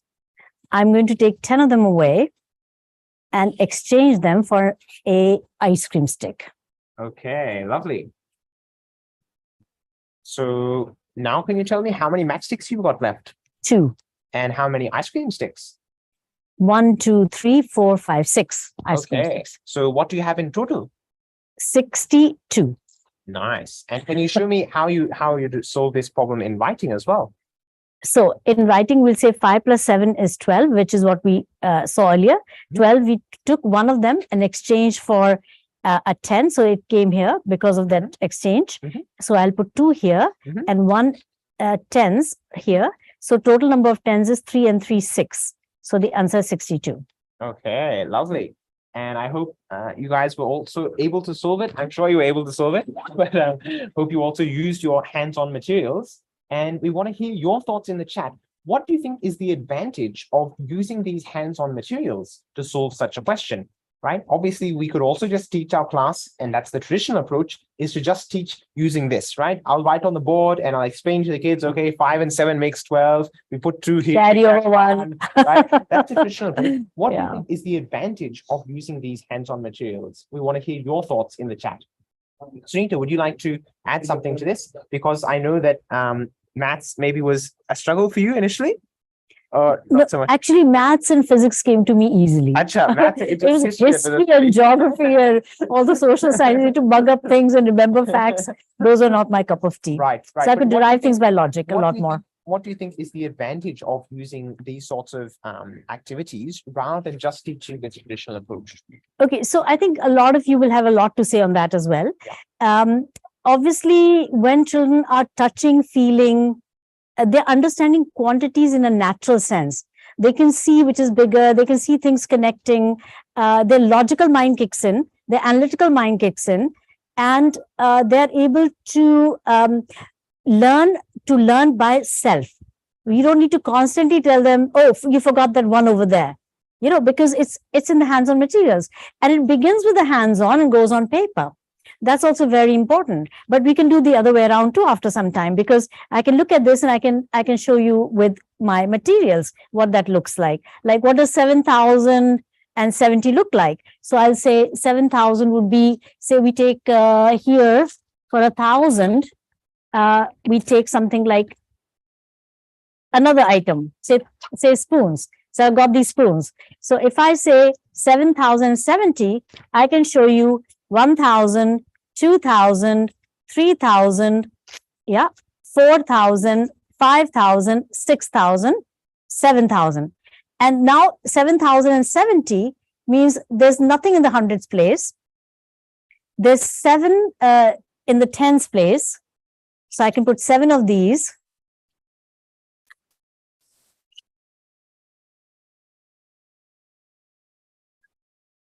And then that's it. This is 7,070. So I can show you what the construction looks like and then write it on a piece of paper. When I add, I know what to do. When I carry over, I know what to do. So this kind of understanding is much more solid than just doing it on paper. Children never understand the mathematical concepts. They become very much of the view that I'm not good enough in mathematics. Very early on, they feel I'm not good enough in mathematics, but actually they will flourish in mathematics with ALfA. Absolutely. I see that many of you in the chat are appreciating similar things. You're saying it promotes engagement in learners. That was Sophia. Learners can correct each other as they're all engaged. Absolutely. Patricia says it's appealing to kinesthetic learners. Kinesthetic learners, definitely. So you can see there's a variety of approaches here, right? We're using visual things, concrete things. We're using actions. So definitely people of all different learning styles will enjoy this process. Learners will grasp concepts and learn much better. That's right. So I find even if in the traditional approach, I've seen often kids who go to school, okay, they will learn the mechanics of this. They will learn how to add, like they'll learn the process, but they won't really understand the process. They won't understand the reason. So if I ask them, why do you have a 1 here? What does this 1 mean? They'll have no idea, right? They won't be able to tell me. Whereas a child who does this process, they will be able to understand at a deeper level. Okay, I had 5 and 7 matchsticks was 12 matchsticks. Of those 12 matchsticks, I put 10 back and I took 1 ice cream stick in exchange. And that's why this 1 is going here. So they're able to understand at a much deeper level. I see others are sharing in more images as well. This is fantastic. So brilliant. Wow, you're using, it looks like, is it coconut husks? No, this is and sticks. Wait, this was very impressive. Yeah, let me just get this up a bit. Very, very creative, and you'll see your kids will also be super creative in bringing. You can tell them, okay, bring some materials from home, bring whatever you like, and we'll use that today for our numeracy class. So they'll definitely enjoy that process as well. Okay, so this was Sally. Sally was using looks like coconut husks and sticks, maybe. Yeah. Pretty clever. Thank you for sharing these visuals as well. They're very, very helpful. So that was addition. These are nutshells. Nutshells, yeah, in a nutshell. In a nutshell, yeah. Okay. Very powerful. So I wanted to say that one of the things we need to teach our children is the order in which they put things, right? So sometimes they'll put them all over the place, and that confuses them. So we need to teach them the right mannerisms. Like, for example, the highest number goes to the leftmost side, and then the next and the next and the next. So, and they also should not just put matchsticks if they're using it any whichever way. All should face up. They should be equally distanced. So things like that. So teach them some mannerisms as you are teaching them to learn, because otherwise they'll get confused with their own numbers. Absolutely. Should be arranged neatly. So let's look at subtraction then, right? Addition, pretty straightforward. I'm sure you all did it yourself. You exchange those 12 ones, you exchange 10 of them to get another 10. How does it work with subtraction, right? Slightly trickier process, but also fairly straightforward when we have these hands-on materials. So now this time we're swapping roles. This time it's Sunita's turn to give me a question. Okay, can you write down the number 9,085. 9,085. Okay. So it looks like this may be difficult for those who are viewing to do, unless you've got 4 objects. But you've been super creative. So sorry. Should I do 3? Let's just do 2 because 2. Let's just do 2. Okay. Okay. Let's do 2. But obviously, this technique would work for 4 4-digit numbers, and as you saw in those videos, kids are doing it with 4. All right. So write down for me 40. 40. Okay. And subtract from that 19. 19. Okay. So I've got 40 minus 19. I'll have that put in the chat box too, please. 40 minus 19. So I'd like all of you, wherever you are, you can also represent this problem and solve it using your hands-on materials. 40 minus 19. So I'm going to start here. So let me think 40, that means I need some 10s. So that's 10, 20, put on the black, 10, 20, 30, and 40. There's my 4 10s, 40. Now I've got to take away 19. So I hope all of you have also gotten out your 40. Now we're thinking how to take away 19. I don't know. Shall I ask the teacher? No, the teacher says she has a bad throat. Okay, I need to think about it more myself. So 40 minus 19. So firstly, I'm thinking, okay, in 19, I need to get some matchsticks because I need to give you 19. So 19 is going to have 9 matchsticks. So in order to get some matchsticks, I'm going to take 1 10 and I'm going to give that away for 10 matchsticks. You're giving it to the bank. Give it to the bank. I'm going to exchange it. Okay. Yeah. So I'm putting my 10 back, my ice cream stick. That's worth 10. And in exchange for that, I'm going to take 1, 2, 3, 4, 5, 6, 7, 8, 9, 10 matchsticks. Okay. There's 10 matchsticks. I'm going to take in exchange for that 10. So I've still got 40 here, but now I'm going to be able to give away 19 much more easily. So now, Sunita, I'm going to give you 19. There's... First, you can to take away. Oh, I'll take away the matchsticks first. Okay, thank you. Good thing. Right. So I'm going to, in fact, I'm going to represent this in writing as well. So I had 4 ice cream sticks, right? And now I only have 3 left. I've gotten rid of 1. Now I've got 3 left. And I used to have 0 matchsticks. Now I've got 10. So I'm going to put 1 there. So now I can take 9 away from 10. 1, 2, 3, 4, 5, 6, 7, 8, 9. There we go. There's 9 matchsticks going away. And 1 ice cream stick also needs to go away. So 10 minus 9, I've got now 1 matchstick left. And 3 minus 1, I've now got 2 ice cream sticks left. So I'm left with 21. Nice. Yes. So I hope you guys were also doing it with your hands-on materials. As you saw, it's a pretty easy process. Again, this process of borrowing and subtraction, if we just teach it using writing, sometimes the kids they'll learn the process, but they won't really understand it deeply, right? If you ask them, why are you cutting this 4? Why are you putting 3 there? They won't know. Right? And why are you putting the 1 there? Why are you putting the 1 here, right? Whereas when we're doing it with these materials, it makes much more sense because I had 4 ice cream sticks. I gave 1 away. I exchanged it for 10 matchsticks. So that's why I cut out 4 and put 3.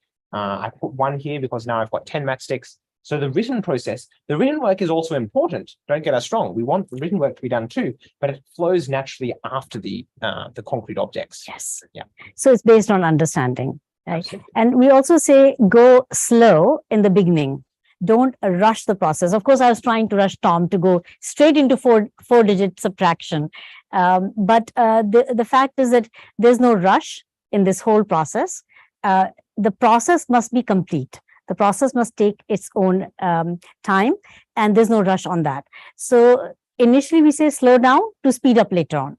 So slow down, like if the lesson is not understood, the very first demo must be understood by all the children. Every single child should know what is their task, what are they supposed to do. If they've understood that and you've explained it well enough, that's where your teacher role comes in. And we'll be talking about teacher roles in a minute, different teacher roles. So you will be able to ensure that all children are able to use that process and help each other in learning. So, and that taking turns is always a part of it, right? So first he gives me a question, then I give him a question, then vice versa. So that keeps us all engaged. Absolutely. So we'll share the next video with you, which is going through the structure of the numeracy books. So this was just a couple of activities. We're going to do a few more with you as well. But you may be wondering, okay, how does it all piece together, right? We showed you the literacy books, how it flows from the simple to the complex. So let's have a look now at the numeracy books, how they are structured and laid out.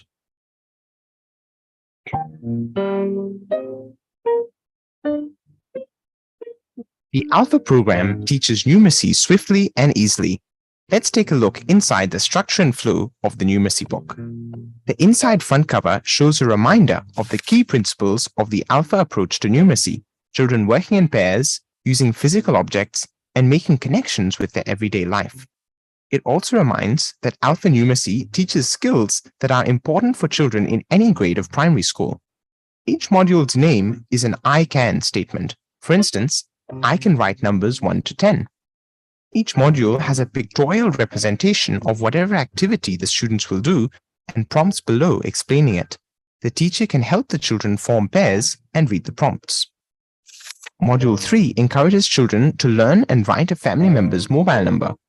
Module 4 introduces the concept of matchsticks as ones and ice cream sticks as tens, extending counting and writing numbers up to 20. Maths is about more than just numbers and operations. The ALfA numeracy books interweave many different concepts throughout, making strong connections with daily life. We then extend counting up to 100, including showing a number board.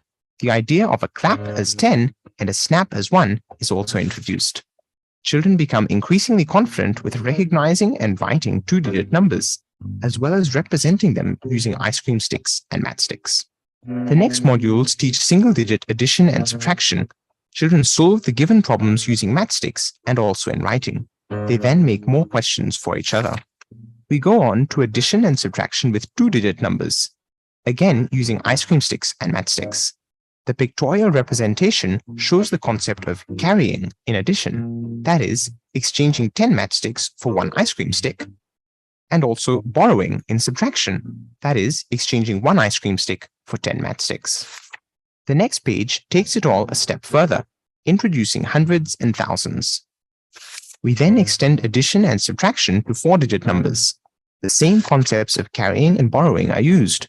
Children solve the given problems and then make more questions for each other. The next modules teach multiplication as repeated addition. That is, 5 times 4 means adding 5 together 4 times. Children construct the times table themselves and start to remember them. The same concept of repeated addition also works for multiplying 2 by 1-digit numbers, again using ice cream sticks and matchsticks. We teach division by grouping objects. Children represent a number, for instance 48, using ice cream sticks and matchsticks. They then divide it into equal piles, in this case 4 piles. Again, children make more questions for each other. ALfA also explains long division for large numbers. Children represent the problem using chits of paper, distribute the number into equal piles, and then take change, for example, exchanging 100 chit for 10 tens chits when needed. We then introduce the calendar. Children ask each other questions about their birthdays and various festivals and holidays. They compare which months have how many days. Children also learn how to tell the time. They can spin the hand of a toy clock and ask each other what time it is. Further modules introduce money. Toy money is provided for children to play shopping games, which further builds confidence with number operations. The next modules focus on measurement. Children have fun using irregular measures like paces and handspan to measure the classroom and objects in it. One page focuses on length. First, centimeters and meters, with children measuring each other as if at a tailor's shop. Then kilometers with a fun geography activity. The next modules introduce volume in liters and milliliters. Children bring bottles, glasses, and containers to do fun activities measuring water. Children also ask each other questions comparing the weights of different items and can even make their own weighing balance. ALfA also introduces fractions using pictorial representations and cutting or coloring pieces of paper. The next page has a number story. More than separate word problems, a number story involves children with multiple questions that build on each other. This story spans the different operations as well as concepts of weight, volume, and time. So you can see that with this simple book and a technique of hands-on paired learning, children can learn numeracy swiftly and easily thanks to ALfA. Wow, beautiful. So we want to hear your thoughts on what did you notice about the structure of this numeracy book? Yeah, anything interesting you noticed about how it's laid out, how it flows, the order of it. Interested to hear your thoughts, your response in the chat box. Sunita, one thing I was noticing again, afresh today is it's not just about number operations, right? There's quite a few other things there about shapes, the tailor shop, the kids measuring each other, all these sorts of things. So do you want to elaborate on that a bit? Because, there's lots of kids who can't even do the number operations. So why are we teaching them all of these things as well? Okay, so the rationale is that they are capable, number one. Number two, we are addressing the analytical mind. And you can do that in a different sequence. For example, normally we teach data handling much later on. But I think, data handling is something so easy for them, and it creates an analytical framework in their mind. So better to do it early on. Lots of little concepts you can intersperse, like weight. I mean, hardly a concept. But yes, when we're doing measurements in a different sense, like, they're in milliliters and liters, or they're in centimeters and so forth. At that time, they need to kind of bring out that instrument, for example, just a measuring tape, and then there are 14 measures of a tailor. They set up a juice shop. They can actually do a juice shop and combine with selling the juice. So combined concepts are also very nice. And then it ends with, not quite, but towards the end, we have this story sum. So we give one sample. In any case, we normally give just a handful of questions. So in the prompts, you will see two kinds of things going on. One is prompts to what you need to do in order to learn that particular concept. And there are prompts for questions. So we give types of questions. For example, one question might be a HOTS question, a word problem of some sort. And that is just a trigger to the children to make questions of a similar nature. So we give them a demo, if you like, a particular one, very small. You can hardly read, you can't write in that book anyway. We don't want them to write in the book. So basically, those triggers are there throughout. So the concepts build on each other and they reinforce each other. So it's not the traditional typical kind of go in a particular sequence up to division. So division is much later on because we're doing fractions. These are interrelated concepts in a way. Yeah, absolutely. Yeah. And I see that many of you are appreciating that exact point, that it's moving from simple to complex.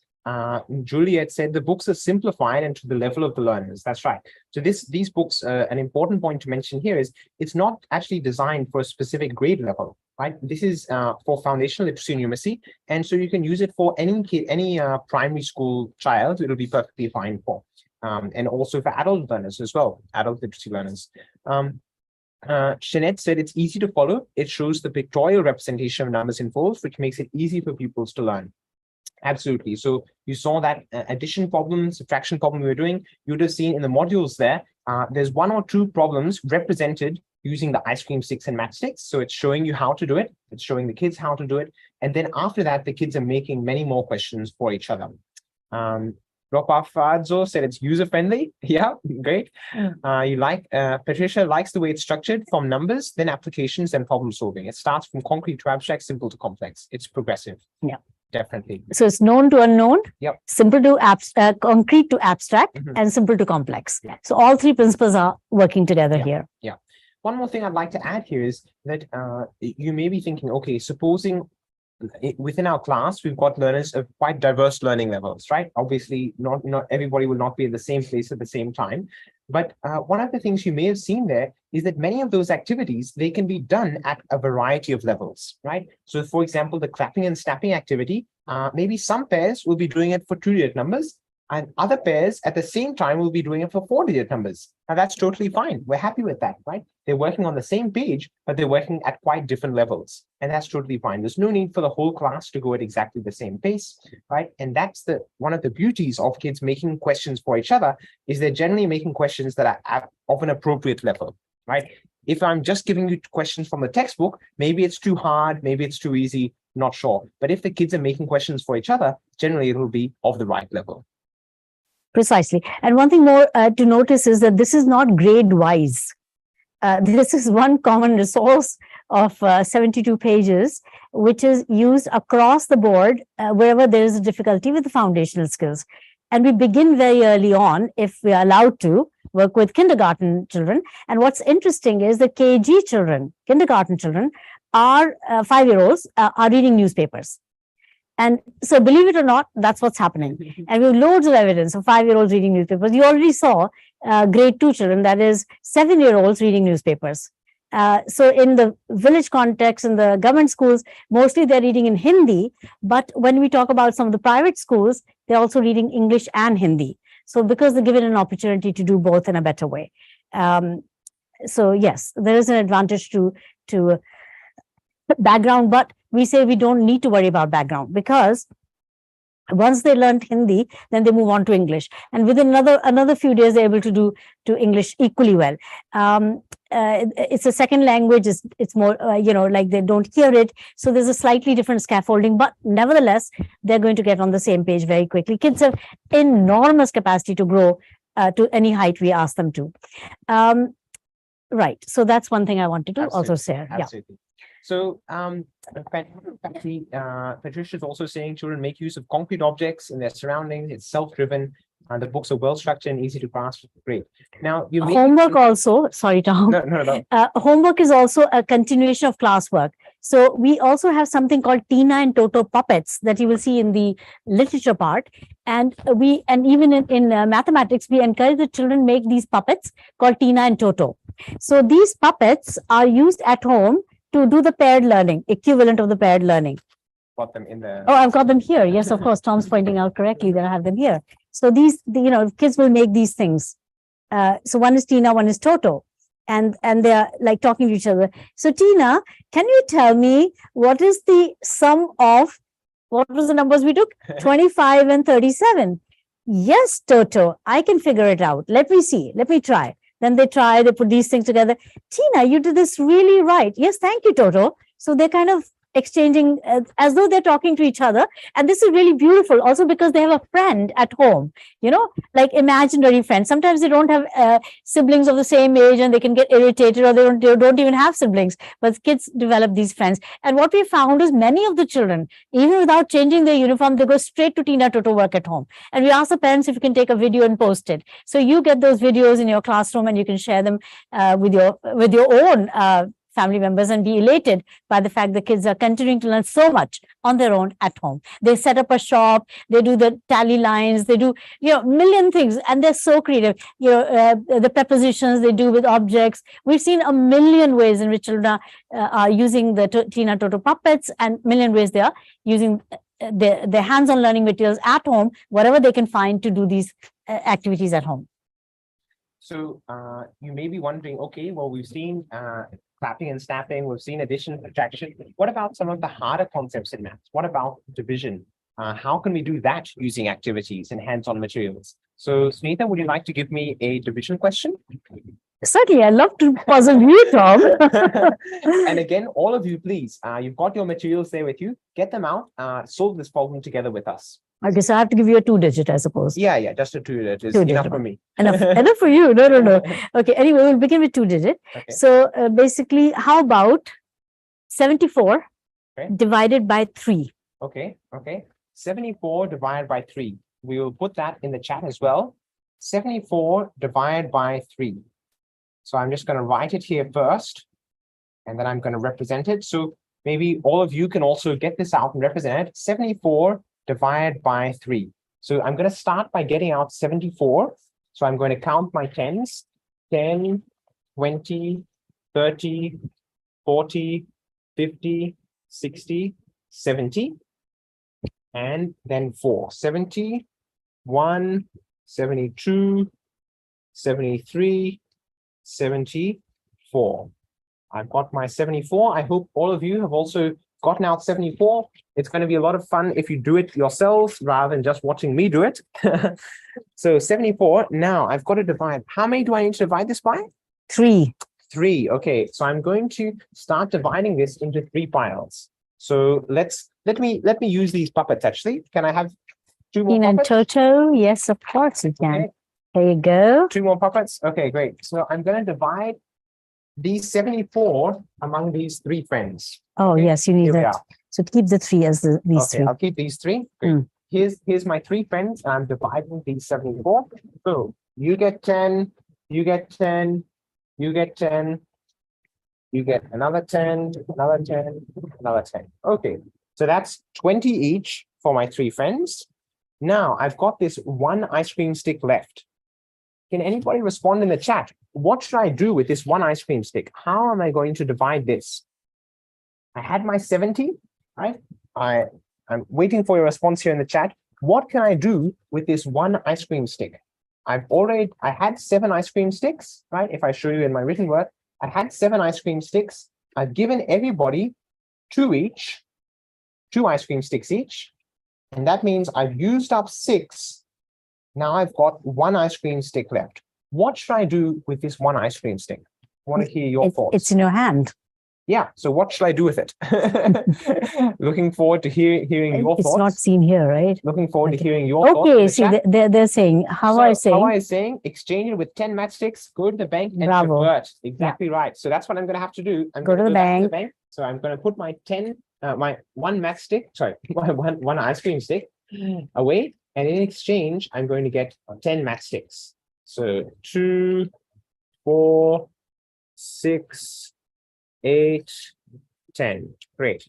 So now let's see how many matchsticks do I've got. I've got 10, 11, 12, 13, 14. I've got 14 matchsticks. Now I'm going to have to divide those. If we're looking at the written work again, so I had this 1 ice cream stick left over. I'm going to add on, I'm going to convert that to 10 matchsticks, and I'm going to add on the 4 that I had already. So now I've got 14 matchsticks at the moment, which I need to divide. So that's what I'm going to do. I'm going to take my 14 matchsticks. I'm going to divide them. Okay, 1 for you, 1 each for all of you, 2 each for all of you. I hope you're also doing yourselves with your hands-on materials.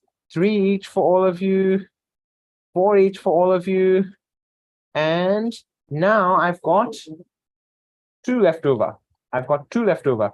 So I am not going to be able to give these, because if I give to these 2, she will feel left out. So I'm going to just leave these 2. They are remaining. I'm going to call them the remainder, right? Because they're remaining at the end of the division process. And it turns out everybody got 4 matchsticks. So if I show in the vision work again, I had 14 matchsticks, right? I've distributed 4 each. That's 4 each. And I've used up 12 matchsticks through that process. 4 is 8 and 4 is 12. And now taking away 14 from 12, I've got 2 left. So there's 2 matchsticks left over here. They are the remainder, 2 matchsticks left. So when I divide 74 by 3, I've got everybody, each of the 3 pairs, the 3 puppets, the 3 friends, they got 20 and 4, 24, 24, 24 with 2 remainder. How did I do, Sunita? I think you did brilliantly well. Don't you agree? You did a fantastic job. This is often a very difficult concept for children to understand properly. You know, what is division and how much do I allocate? And especially when it comes to being able to put this in the formula, they don't understand why it is the way it is. So one thing more you will notice that we invariably teach children both like in addition, carryover, in subtraction, borrowing at the same time, right? So we don't say, oh, first learn without carryover or borrowing. We're saying, no, in fact, first teach them with borrowing and with carryover, because the other is easier, right? So teach them the difficult one. Similarly with division, here it was 2 remainder. Normally we try to fix a number that won't have remainders. But you know, when the children are doing these prompts and their activities, they'll pick up any number of whichever sticks. You know, you say, okay, we're going to make 2 digit numbers. They'll pick up any number and divide by any number, small number, right? So they will learn by doing that, where there's a remainder, where there's not a remainder. So this is really important. The analytical mind must always kick in. Absolutely. And I appreciate how I was saying, brilliant demonstration of division. Thank you. And so again, like with the other operations, you would be demonstrating this. You'd be asking a couple of kids, maybe supposing if you're teaching division by 3 there, you have 3 kids come up, right? And then you can show the process of dividing them out. Instead of using the puppets, you can actually have kids and you can divide to them and you can ask the whole class, okay, I've got 1 ice cream stick left. What am I going to do? You know, how can I divide it? And the class can tell you just as you told me. So 1 or 2 questions to demonstrate. And then the kids, they're working in pairs, they're giving each other these questions, they're making harder and harder problems for each other to solve. I did it was just the start. You can imagine that it's exactly the same process. If you have a 3rd object to represent hundreds, it works just the same way. So yeah, it's really powerful. These concrete objects, these hands-on activities, they really build that deeper level of understanding. You saw there the written work. If I show you that again, right? The written work, there's many adults here, right? There's many adults who are a bit iffy about the process of long division. Right? We call this long division. How this works, you know, many adults I see, they whip out the calculator to solve this sort of question. But it's really very straightforward if you're using the concrete objects. The young kids, they also grasp this. If the written work is important, but it should come after the concrete objects, after the activity. It should comes as a complement to that, not at the start. So when doing long division, we follow this sequence: divide, multiply, subtract, bring down. Absolutely. So that this is kind of an elaboration of that process, or it's an explanation of that. Sally said, I'd never come to terms with division, was rote learned to just borrow and give. Luckily, I facilitate sharing at infant level. Thank you so much, team. Great. Well, hopefully now you can use this process to explain to your kids as well. I'm sure they'll grasp it. So instead of using toffees, cakes and all that, try to use objects. Because they're readily available. Toffees you'll have to bring from the market. If you do an image, a picture, that's not concrete. So we want to have these simple materials only that are brought from home, that are used for children to co-create their learning. Because they're free, they're easily available, they can co-create this learning on their own at home with the Tina Toto puppets. So we've got one final numeracy activity prepared for you, which I think is the funnest of them all. So I hope you have your paper and pen there with you, right? Please get them out, right? And what we're going to do together is we're going to make 3 little chits of paper. So we're going to take our paper and we're going to make 3 chits, and we're going to write 1 on one chit, 2 on the second chit, and 3 on the third chit. So we're just tidying away our desk, and I hope that you guys can also get your paper and do this one final activity. And we're wanting to hear from you after this as to what you think you got from this activity, what you think your kids would get from this activity. So you can see I've got my 3 chits. If we just zoom in here, please. We've got my 3 chits. So I'm going to write 1, 2, and 3. So you can all please do likewise. Wherever you're watching from, take 3 chits of paper, writing 1, 2, and 3. Shanita is doing the same over here. Now what we're going to do, once you've got those 3 chits ready, we're going to move these back and forth to create 3-digit numbers. So for example, if I've got this just like this, 1, 2, 3, Sunita, can you tell me what number that makes? 123. 123. Fantastic. So I would write that down here, 123. Now, supposing I rearrange my chits, supposing I swap these 2. Okay, if I just zoom in on this once again. So if I swap these 2, now I'm making 213. What number is this? 213. 213. Great. So I'll write that down as well. So swap your chits back and forth. Swap your chits back and forth. In any whichever way. However you like. Just keep mixing like them. I made 132. So see how many 3-digit numbers you can make using these 3 chits of paper. So that's your activity. Get to it. I'm sure you've got your papers there. You've written it. So now shuffle them backwards and forwards and see how many different numbers you can make. So go ahead, do it. And when you're done, let us know in the chat box how many numbers you found.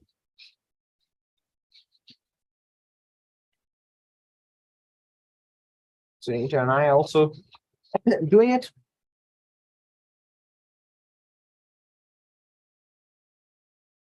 They want to hear from you in the chat how many numbers you found.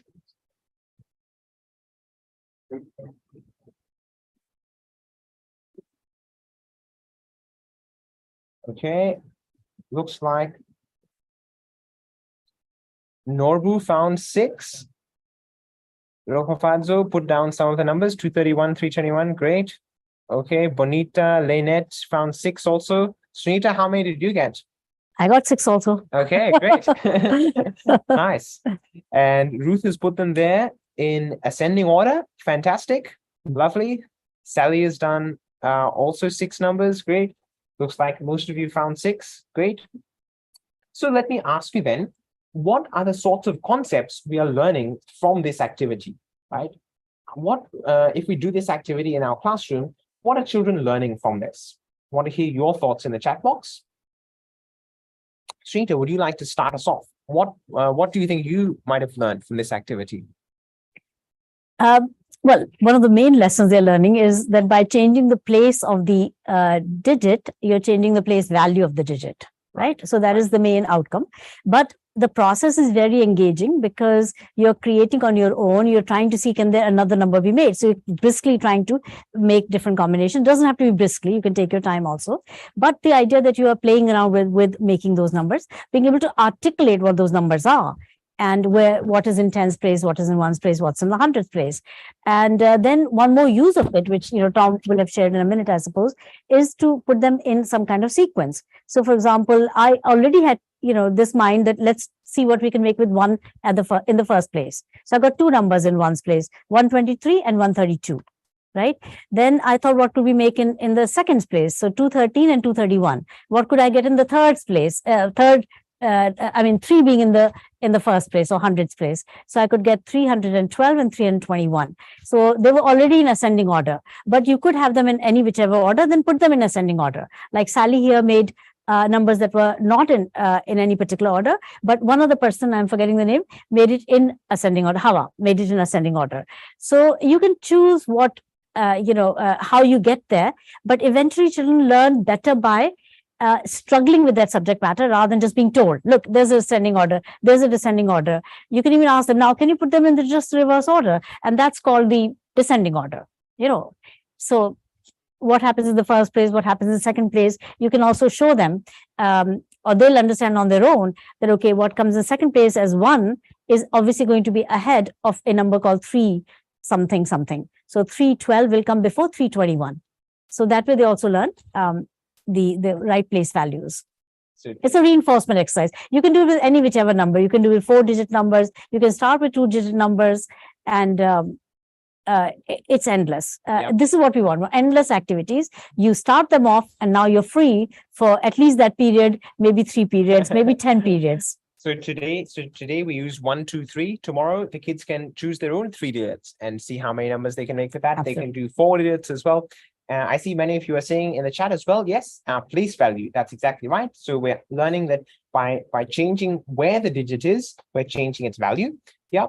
Series and sequence, it develops critical thinking, logical thinking, sequencing, sorting, absolutely. So there's a whole lot of different concepts packed into this one simple activity. Like we saw with the other activities we did as well, it's not just about teaching one simple concept, it's about a whole range of things, a whole range of skills. Life is mixed up. Life is not okay. Today we're only going we're going to go to the shop and just do addition. No. You'll have to subtract. You'll give them, a kind of a note and say, okay, give me back the change. So there is subtraction. Sure. Everything is interrelated. Sure. Yeah. So I hope you enjoyed that little taster. That was a few activities we did together today. There's many, many more activities there, as you'll see in the numeracy books, as you saw in that video. So many, many more activities. And plus, the best thing is you will come up with lots more. Your kids will come up with lots more. So the books, these activities, they're a starting point. They're not the finishing point. They're a starting point. And I'm sure you'll come up with lots more as well.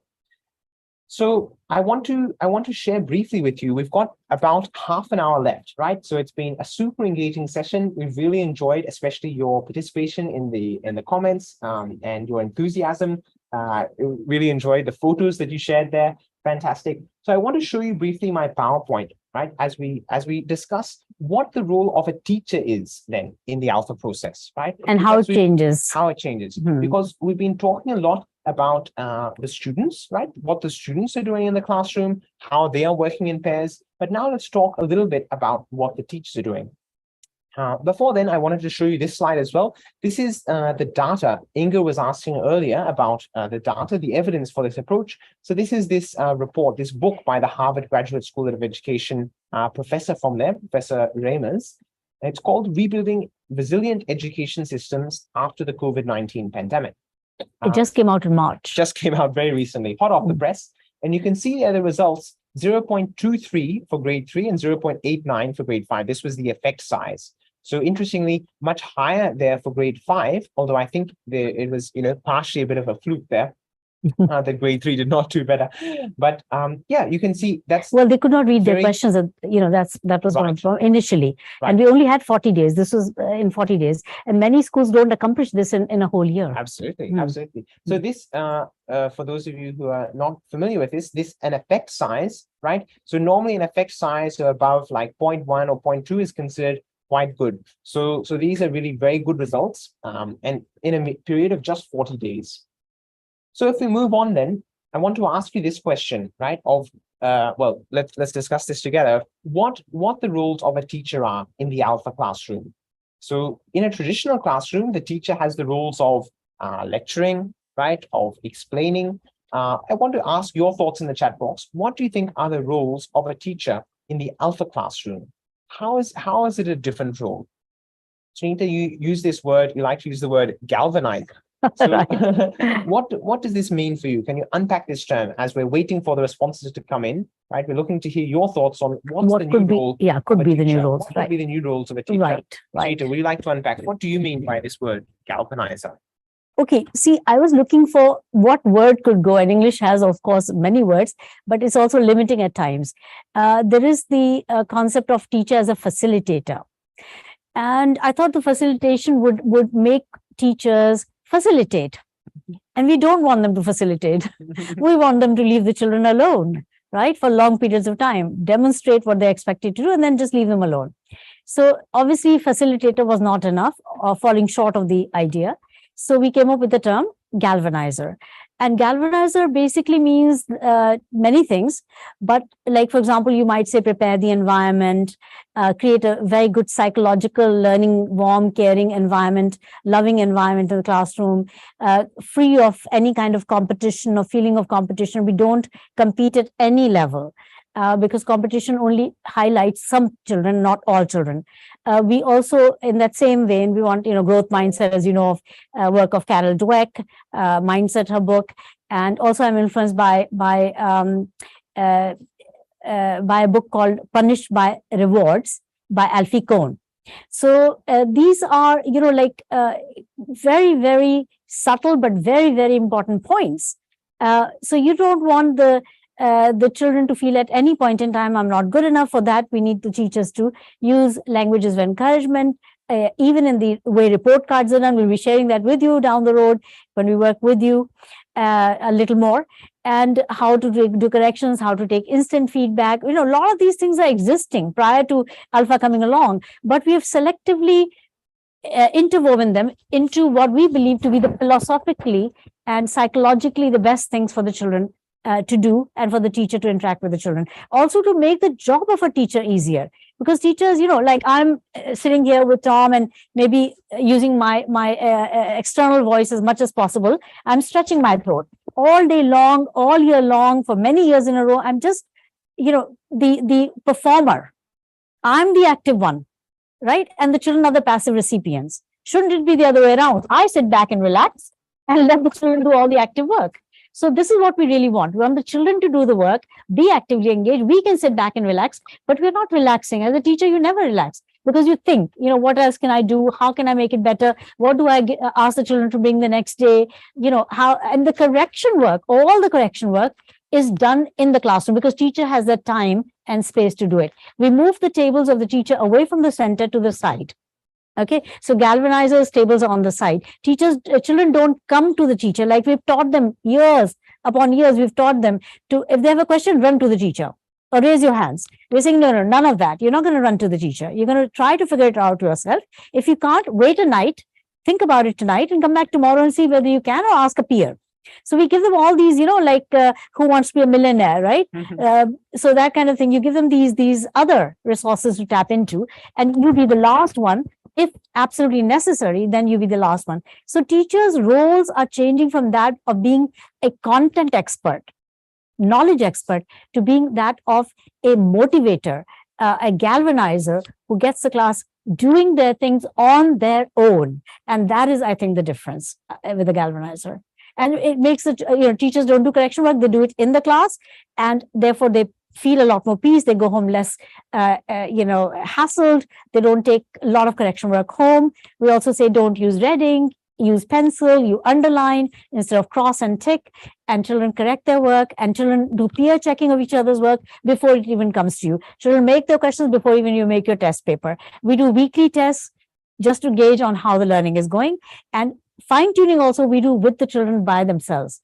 So we know the 10 children who are not understanding, or 4 children who are having trouble, we again repair them in a way that it's not obvious to the children, and we are able to get them to figure things out for themselves. And very last we come in, at very end we come in, if need be. So as you're saying, the teacher's role is really quite dramatically different. The teacher is, as we can see in this photo on the screen, actually, there the kids are actively engaged, they're working in pairs, and the teacher is there quietly in the background, watching. She's there as a supportive presence, but she's not the first port of call. She's not the person who the kids come to whenever they have a problem. First, they ask their partner, they ask the other pairs. So this is also an anxious teacher because she's standing up. We want the teacher to sit down and relax. And sometimes, go take a walk, come back, grab yourself a cup of tea and come back. Teachers should be relaxed because they need to be so beautifully present in front of children. If you're tired, if you're upset about something, if you're, working so hard, it's hot and so many other problems are there, then how can you be the best in shape to be with the children? You need to be that warm, loving, caring person, always smiling. And how can you do that when you're yourself hassled? Yeah. We see that Ruth has got a lovely set of verbs there. Totally agree with that. So there's demonstration, explaining, motivating, questioning, planning, preparing, supervising. Yeah, really good set of verbs. And we'll see how different that is. The traditional classroom it's only about, lecturing, right? Lecturing, showing, telling, right? Whereas this is a much more nuanced and much more diverse and beautiful set of roles for the teacher.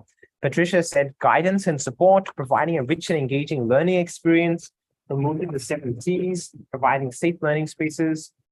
Dr. Fazzo said we need to cater for individual differences. Yeah, definitely. So that's the beauty of the ALfA classroom. In the traditional classroom, the teacher progresses at the pace of the curriculum and lots of kids are left behind, right? Whereas in the ALfA classroom, it's self-paced. All the kids are learning at their own pace, which is usually quite a fast pace. But yeah, they're catering to the needs of all the individual children, promoting learning inside and outside the 4 walls of the classroom. Well said, Patricia. Yeah. So with that, I want to segue into this topic that you alluded to. You mentioned Alfie Kohn. So he's actually on my next slide.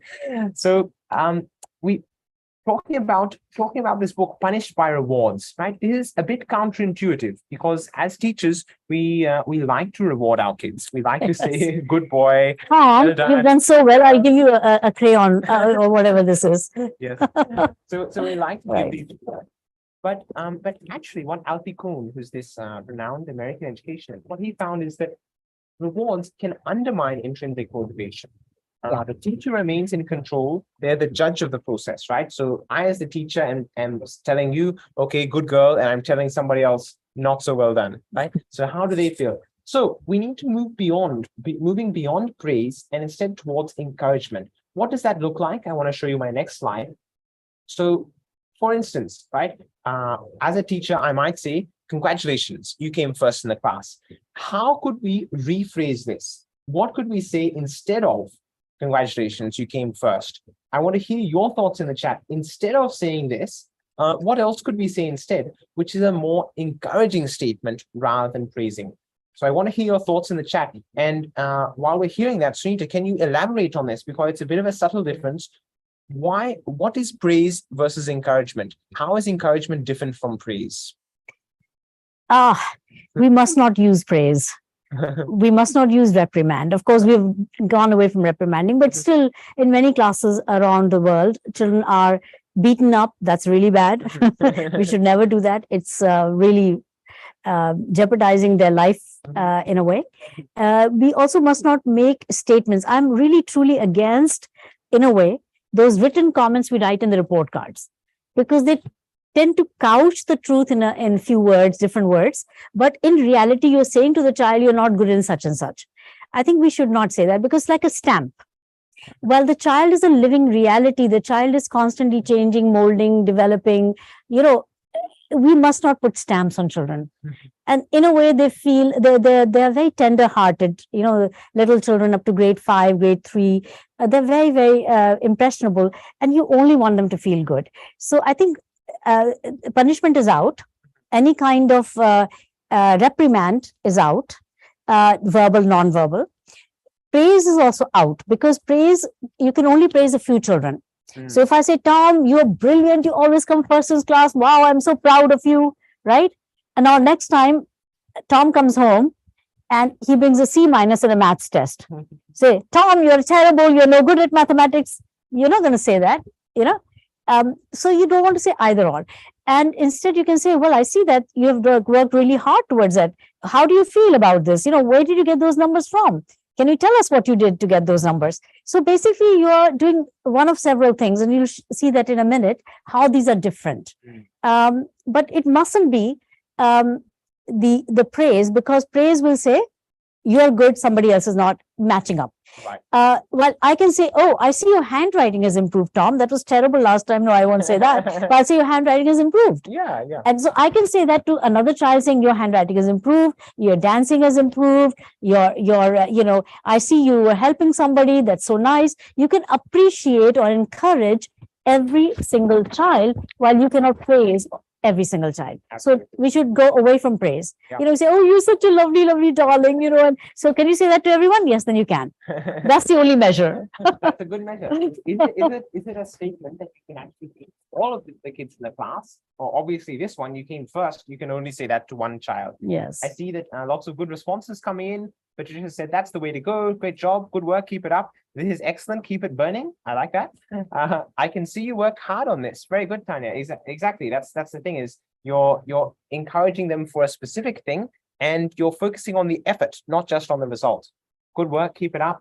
Excellent. So I want to show my next slide, right, which is essentially along the lines of what you guys are saying. I love how much effort you're putting into your studies. So this is something that you can say to all the kids in the class, right? Not all the kids are going to come first, but that's okay. Hopefully everybody's putting in effort, and they will be putting in effort using this process. So we want statements and encouragements which you can say to everybody, not just to some, because when you say it just to some, that's going to create a dynamic of competition as well, in which kids are competing for to become the teacher's pet, competing for the verbal reward. If I show you my next slide as well, this is some of those distinctions which Sunita was discussing. So the first one is, does my statement encourage all children, not just some? So that's one question, right? Can we say this to all of the kids in the class rather than just some? Another important question is, does it lead to more effort, right? So if I just tell Sunita, you're the best, right? I'll walk around with a big head. She'll walk around with a big head, right? She won't actually want to put in more effort to her studies, because she'll be like, okay, it's not so necessary. Or I'll pretend I'm not putting in the effort. Right. That's another problem. Right. Whereas instead, if we say, wow, incredible, what can you do next? Right? That's something that is much more encouraging of effort. And finally, very important, it should be specific enough to be useful, right? So if I just say, brilliant, brilliant, you're the best. it's not very specific feedback. I don't know what I've done well. Whereas if I ask you, for instance, wow, I think that's really great. What do you like most about your work? What do you feel you've done the best? See, I'll feel so good that Tom has asked me, what do I feel good about my work? Yes. And I'll be able to articulate and say, well, I think I really did the colors well here. Yes. I think I got the sequence right this time. Yes. You know, so those kinds of interactions are very valuable. And they're also self feedback and reflection, what we might call metacognition. So that's built in this process. For instance, here we've also given the example, the way you used rhyme and rhythm in your poem was fantastic. So it's a more specific piece of feedback. Okay, but then, yes, Tom, you're right. But even so, rather than the teacher giving feedback to every single child, let the pairs give feedback to each other. Absolutely. Number one. Number two, you know, if a teacher has to give feedback, it has to be, okay, the class has done really well. Now let's move on to the next thing. Or the teacher might just simply, if Tom comes to me, ma'am, can you write excellent here? Can you give me stars? Can you give me smileys?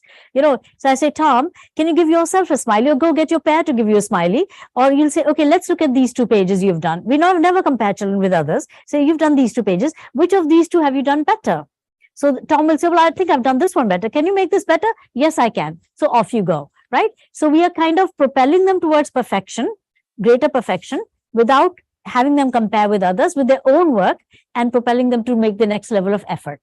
So it's a much less teacher-centered approach, because the kids are giving feedback for each other. Yes. Right? They're working in pairs. Sunita gave me a question, a maths problem. I solved it. She's giving me feedback on that. So it's not so much reliant on the teacher, much more on the kids doing it with each other.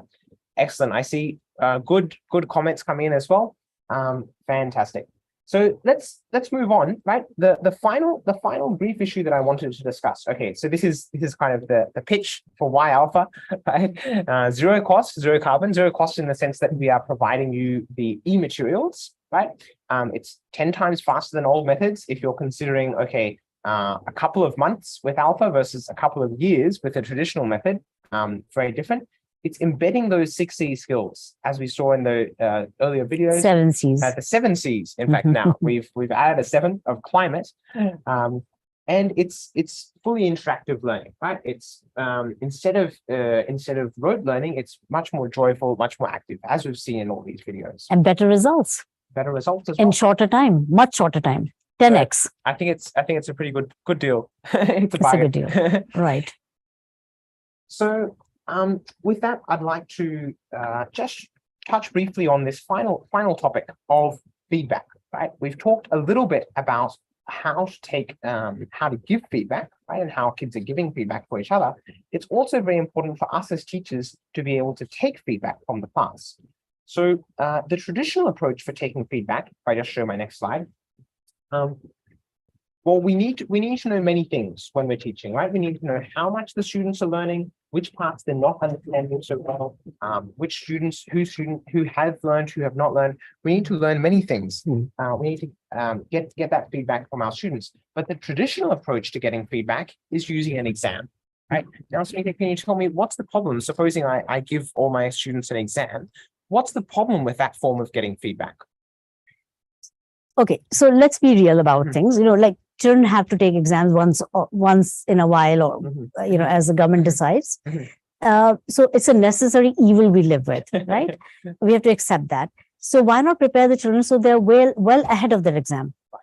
Now, this we've never thought of because we never had those tools in our hands to have the children go well ahead of the exams. If your grade 2 children, as you saw at the beginning of the video, beginning of the training session, the video from the village government school, these grade 2 children are well ahead of the game. So you'll give any grade 2 test to them, they'll ace it, and every one of them will ace it, right? Maybe there are 1 or 2 special needs children who will probably struggle on certain things, but they will do far better than in the traditional system. So testing has lost meaning.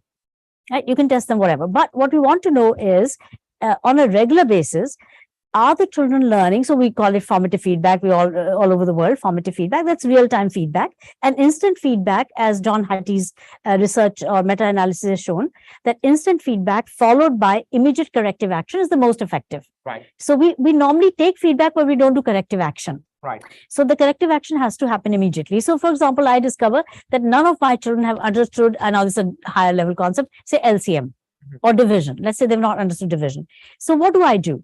That is most important question. What do my children do? What do I do? So that kind of feedback you can get by just a different, in a quick way, rather than giving a written test. You can have all the children write, but not like in a formal test. So I can, for example, give a division question, or you all give each other a division question of 2 digits, and maybe 2 or 3 I give myself.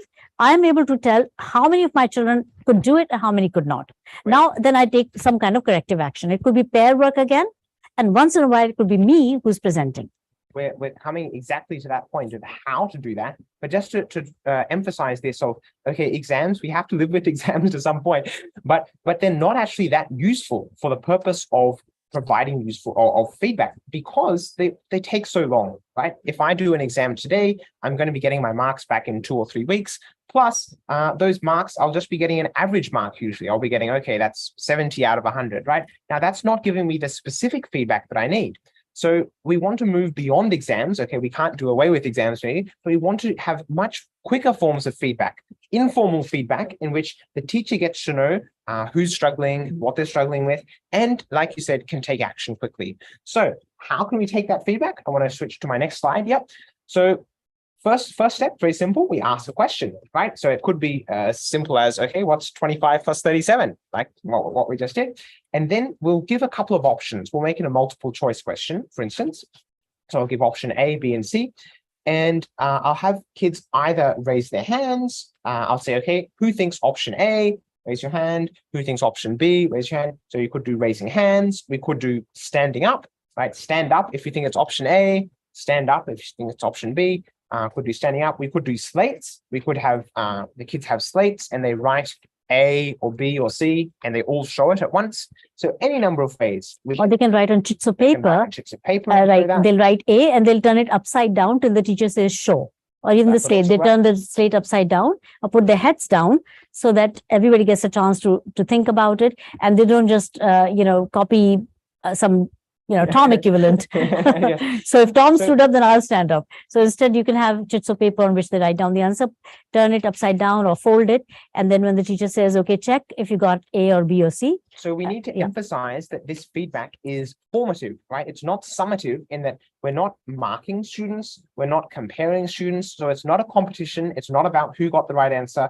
It's just a quick way for the teacher to get a sense of how many kids have understood this process and then to take action as a result. So, for example, if everybody is clear on that, right? If everybody's got the concept of division, then it's great. We can move on, right? If a few kids are not understanding, then maybe we can make some fresh pairs. If the majority of the class or almost everybody, then maybe we need to do a different activity, right? Maybe the activity you tried first, the method did not work out, not so successful. But that's fine. No worries. It's nobody's fault. It's just, okay, let's try teaching it again in a different way. But most of the time, you'll find the second option, there'll be almost all of the class or most people have understood. However, maybe there's a couple kids who are still struggling. So you can make fresh pairs. You can say, okay, can somebody help explain to so-and-so, right? And somebody will help. So you don't, as the teacher, you don't need to explain again and again. The kids will be helping each other. And that's key. Taking the feedback is key so that you know who is struggling, how they're struggling, what they're struggling with, and the other kids can help them directly. I want to give you one quick example of that. If we go to the next slide. So I'm going to take feedback from you, supposing you are my class. I want to hear your thoughts in the comments. The question is, what does the word juxtapose mean? I'm sure your English is all excellent. If you've been able to understand my accent throughout. And mine. Anthony does. But what does the word juxtapose mean? And I've given you 4 options here. A, to get confused. B, to make a copy or replica. C, to compare and contrast. Or D, to cooperate closely. So you can just respond in the chat, A, B, C, or D. What do you think? And please don't just copy each other or go with, oh, okay, the smart person said that. Yes, okay. Copy talk. Let me know what you think. Yeah. It is. And this is exactly what we do in a classroom, right? It'd be a fun, short quiz like this, a few multiple choice questions, and this will give us a very quick sense of how kids are doing. And I see in this case, everybody in my class is saying C, which is to compare and contrast, which is exactly right? That's what juxtapose means, to contrast 2 things. So we could say throughout the session today, we've been juxtaposing ALfA with a traditional classroom. We've been comparing and contrasting them. So you guys are exactly right. And this would mean, as a teacher, I'm like, okay, I can move on from this concept. If some of you did not know yet what juxtapose meant, and we were talking about juxtapose, then I would ask, we'd make fresh pairs and we'd go over it again. Different kids would help each other once again. So this is, we can do this essentially as a poll. So everybody would be asking, the teacher would be asking this question, how many people say A, how many people say B? Just a very quick way to get feedback. Okay, wonderful. We are doing a poll? Yes, so we are also going to do a poll very soon on what your takeaways are from today's session. In fact, I might as well put that in the chat now. So the question, do you want to use the ALfA technique in your classroom, right? This is going to be an audience poll. Definitely, hopefully, maybe, or no. Those are the options for you. So we're going to give you that poll. And we also want to have an open-ended question as we're winding up. What did you learn today that you want to use in your classroom, right? So it's very important for us to take feedback from you. What, if anything, did you learn today that you would like to use in your classroom? We're putting the audience poll and the question in the chat box, and we're looking forward to hearing your thoughts on that. As we're wrapping up the session, I want to also show my final slide, please. And the quiz. Please do stick with us because we've got a quiz link, which we're going to share with you very shortly. So the quiz is very fun. It's interactive. It's also multiple choice questions largely, but also some drag and drop things. So it discusses all the things we were looking at today, the videos we saw, the different things, the activities we did. So just putting in this, putting in the poll. Wow, lots of people have already said definitely even before the poll has come. Great. No worries. The poll is coming very soon. Wow, Sally has written, it's going to go from her class to her and her school and to the district and province. Wow. So encouraging. Fantastic. Yeah. Wow. So here, the poll is up there now. You can also respond in the poll if you like. No, we want you to respond. Please respond in the poll. Please do. Please do. I know many of you have already responded in the chat. It took us a while to get the poll up. But yes, please respond in the chat in the poll. Yes, because we have 43 people participating. We hope that all of you will go on the poll and give your view, because it'll be hard to count on the chat. Yeah, it'd be easy to get it on the poll immediately. Yeah. So please do it again on the poll. So please respond in the poll, and I'm also going to put the open-ended question in the chat, please. So what do you learn from stay that you want to use in your classroom? Mupemelo has already said, want to introduce paired work. That's great. Can you post this question in the chat box, please? Oh, but wait till this is done, right? Let the poll finish, this particular one. Okay. Right? We'll let the poll finish and then we'll post this. So we have 43 people who are, it seems, attending right now. So we'd like all 43, if possible, to answer this question. And then later on, in a few minutes, to take the quiz link and all 43 to answer that. Because after that, you're going to get a beautiful certificate of participation in collaboration with the quizzes organization. And we will also, in that poll, there are certain questions that are opinion questions. So there's nothing right or wrong. And some of those opinion questions have multiple rights. So you don't have to just stick to one right. Otherwise, we don't get to know the full flavor of things. Similarly, with some of the questions that are related to the training you just received, those questions also sometimes they have multiple answers. So it may not be just one answer. So it could be like, Tom showed A, B, C, D. It could be A, C, and D are correct. Yeah, not just A is correct or C is correct or D is correct. All three are correct. So those kinds of questions are also there in the quiz. So please keep that in mind. We've so far 18 people have responded to the question whether you would want to bring ALfA to your classrooms. 18 out of 18. That's pretty nice. Awesome. Awesome. That's the score is very good, but it'd be nice to have more participation. Maybe it's only those who said no who've left already. Oh, maybe I think no, people haven't left. There's 43 people still here. Okay. I think yes. Okay, great. Yeah. So meanwhile, I see in the chat 42 people. Okay, great. So please do vote in the poll. We're going to close the poll in about 30 seconds. So if you haven't voted yet, we want your vote. And feel free to vote, hopefully, maybe or no as well, right? You don't need to only vote definitely, but we are enthused by your enthusiasm. But it could be that people from Zimbabwe are more courteous and kind than us Indians. Where's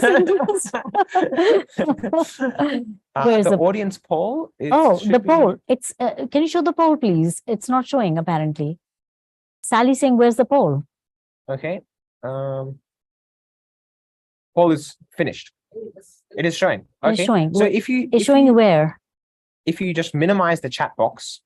To minimize the chat box, you'll see the poll. You should see the poll. If you just minimize the chat box, you will see the poll. You'll see the poll. Yeah. Okay. Alrighty. It should be there for you. All right. Yeah. So once you've voted in the poll, we also want to hear your thoughts in the chat box, some more specific feedback, especially we want to hear what was the highlight essentially of today? What did you learn that you would like to put into practice immediately in your classroom? I'm seeing Sally has said she wants to introduce random pairs and the use of readily available materials like matchsticks, lollipop sticks, and magazines in a phonetic approach to reading and understanding. Fantastic, Sally. Hats off to you. Great. Others are saying ALfA all the way. Yes, great. And several people are saying that they want to use paired work. Absolutely. So these books are very good, right? We're offering the books to you for free, but even before you get these books, you can start putting into practice the paired work and the activities. You can put that into practice immediately. Right. I want to say that if you can please put, I'm sure this is the last thing we're going to ask you to do in chat. most likely. So we'd like you to say if you have at least one takeaway from this that you can use immediately in your classroom. So it's a yes, maybe, no. But I want more than that, Sunita. I want them to say what their takeaway is. Okay. We need the specific. Okay, we need the specific also. But no, I think majority of them are saying paired work. I'm sure, yes. Yeah, Yes. that's nice. Great. So we're looking forward to your. Yes. So here, Mapumelelo is saying that she's unable to open the poll or view the poll. Can you please minimize your chat and you'll see the poll? If you minimize the poll, what happens then? Oh, yes, even I can't see it if I minimize it. So just click on polls. Just click on polls at the bottom. Yeah, you'll see at the bottom of your screen, there's chat, and then just on the left of chat, there's polls. So if you click on that. Click on that and it should work. So I hope it's working for you. Yeah. So as we're looking forward to your final comments then as well in the chat of what your takeaways are from today. Sunita, let's have a look at this slide, these 5 key principles. These are some of the points that we've talked about today. Can we speak to one at a time each? So why don't you take the first? Okay, so we're running out of time. So what I'd say, I'll go quickly over them. Yeah, sure. Children work in pairs, which of course all of all of us have understood, and in fact many of you want to take it back to your classes. And the pairs are made frequently and randomly. So there's no, yes, very good. Thank you, Patricia. That's correct. Teachers don't teach, but they use prompts to guide the children. So prompts are provided in the learning materials at the bottom of each single module. All the work in these ALfA booklets is in modules, and every module has prompts. We need to first normalize the class. We have to show and demonstrate the lesson, but also we have to normalize as in how to take turns, how to show courtesies to each other, how to appreciate each other, and so forth, and how to make questions for each other. Children make questions for each other. That's the next point. And of course, we all, including the children, use the language of encouragement, not praise or reprimand. So that's great. So now we are moving into the last and final thing, which is to give you the quiz. Absolutely. Come on, Tom, give them the quiz. Even before I give you the quiz, though, I'm just looking at the chat, right? And appreciating your comments. If you can scroll up briefly. Oh, yes, indeed, So, indeed. Rob Fanzo said, creating a conducive learning environment. Great. Norbu's takeaway is on reward and punishment. Yes. You're already using paired learning. Fantastic. But this idea of avoiding rewards and punishments, absolutely. Using paired talk and prompt feedback. That was from Pamela. Great. I'll keep in mind regarding the feedback I give, said Norbu. Fantastic. Great. So wonderful. So we're so excited. We really enjoyed the time with you today, especially how interactive you were in the chat. I know it's not quite the same as physical training, but there's also some things that are better, right? Because we got to share so many videos and do lots of fun activities together.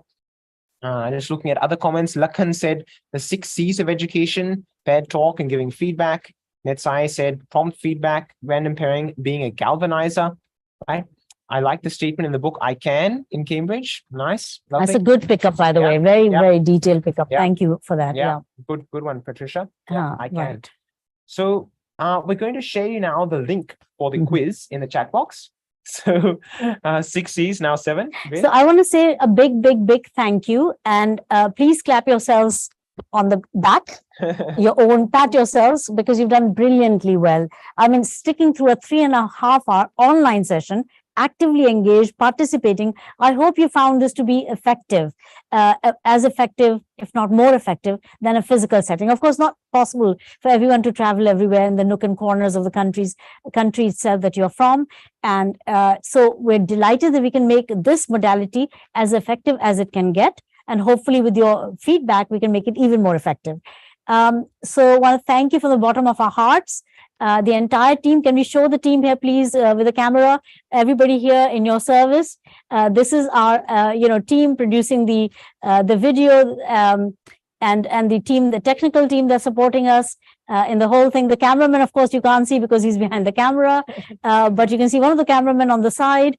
Then we have our, big supporter there, Sumita ma'am, and then Neelam, my assistant, who is always there backing me up. and all the different people here.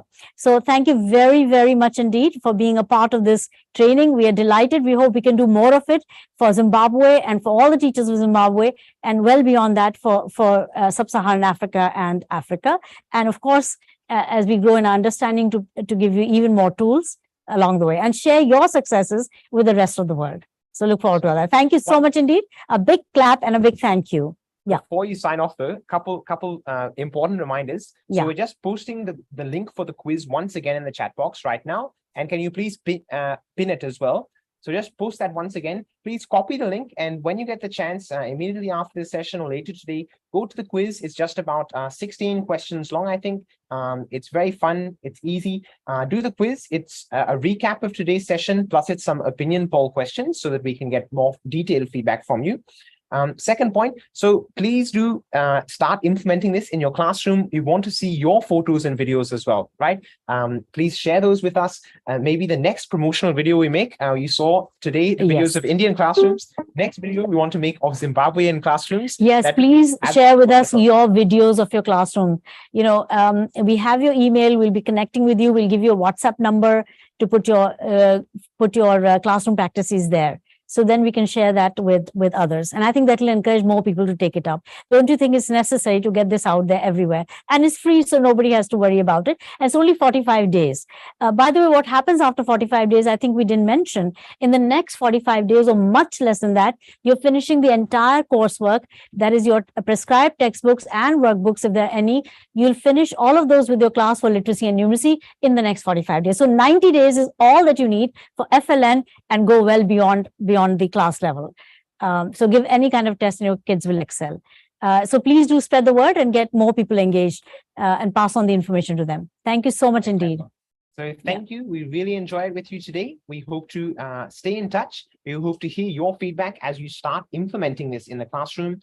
One more important thing to mention there is when you do the quiz, please use your email, right? We've already got most of your emails, but if not, yeah, please make sure you fill in your email there, because we're going to be sharing you a link to these materials, right? These materials are available for free. We want you to have them to be able to use them in your classroom, the literacy and numeracy materials, the books we are sharing with you today. So please do fill in your correct email address in the quiz. That's the easiest way for us to get in touch with you. Finally, please do spread the word, right? Many times, finally. finally, please do spread the word, right? We want this process, these materials to go worldwide. We want your help, whether you can join us as a trainer to train others, whether you can help us to replicate the materials in different languages, whatever it is. We know you have great skills. We've seen that in today's session. We've seen your enthusiasm. We want your help in promoting and spreading this far and wide. So please be in touch. We look forward to working together towards a fully literate world. So the quiz, everybody's got the link for the quiz? Anybody who hasn't, put it in chat if you haven't received the link. Okay, there is a link there, and really, really delighted with your comments, and not a single negative comment and not a single baby. It's all a definite. Wow, I'm so pleased with the training session. Thank you so much indeed. It's I think the people that are able to, it's like a good artist will tell a good piece of art. Yes. You all are very experienced and amazing teachers for sure, and trainers. And I suppose there are some policymakers here. If so, please identify yourself if you're a policymaker, a government staff.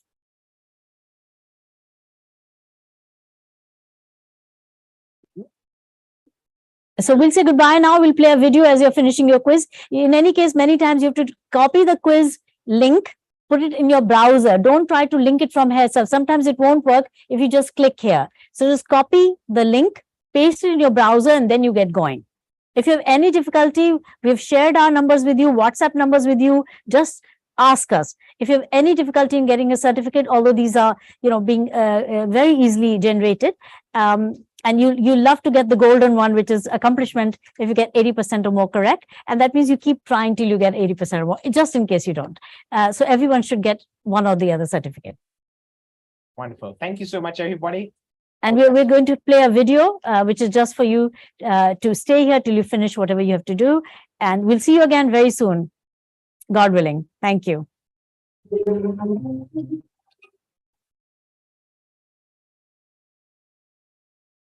Yang kehadiran betul, yang keluas siba, yang kehadiran sepeda, yang keluas sa, gamilan yang keluas bus. India's new education policy and Nipun Bharat mission have given the highest importance to foundational literacy and numeracy.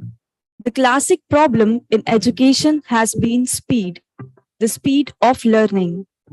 Even after 3 years of schooling, most children do not know how to read, write, or do basic numeracy. Without these skills, children lag behind and eventually lose interest. But there is a new disruptive research-based pedagogy that is making a huge difference. ALfA, or Accelerating Learning for All. ALfA has shown it is possible to make children learn foundational skills within months and not years. Oral reading fluency follows from the ability to read in the first place. ALfA pedagogy has been incorporated in the Global Dream Toolkits, an online learning app called Literacy Now. Lessons are broken down into half-page modules. Children work in pairs. The children take turns to ask questions from each other and answer them. The teacher does not teach. Instead, the teacher reads out the prompts which tell the children what their task is. उसी में के question है, ठीक, दो लोग बैठे, एक जना क्वेश्चन पढ़ेगा, दूसरा इसका क्या देगा. The results from this process-led transformation is that learning explodes. It is also a joyful learning process. Global Dream Toolkits are now available in 15 Indian languages. They can easily be replicated in other languages. ALfA has begun to be implemented in many states and districts of India. We are now working in 2 of the 10 low-performing districts of India as identified by the Ministry of Education. These are Shamli in Uttar Pradesh and Sambalpur in Orissa. The goal is to bring the results in these 2 districts up before the next National Achievement Survey in March 2023. We are taking the challenge up. We have also begun work in Jharkhand and Mizoram, among others.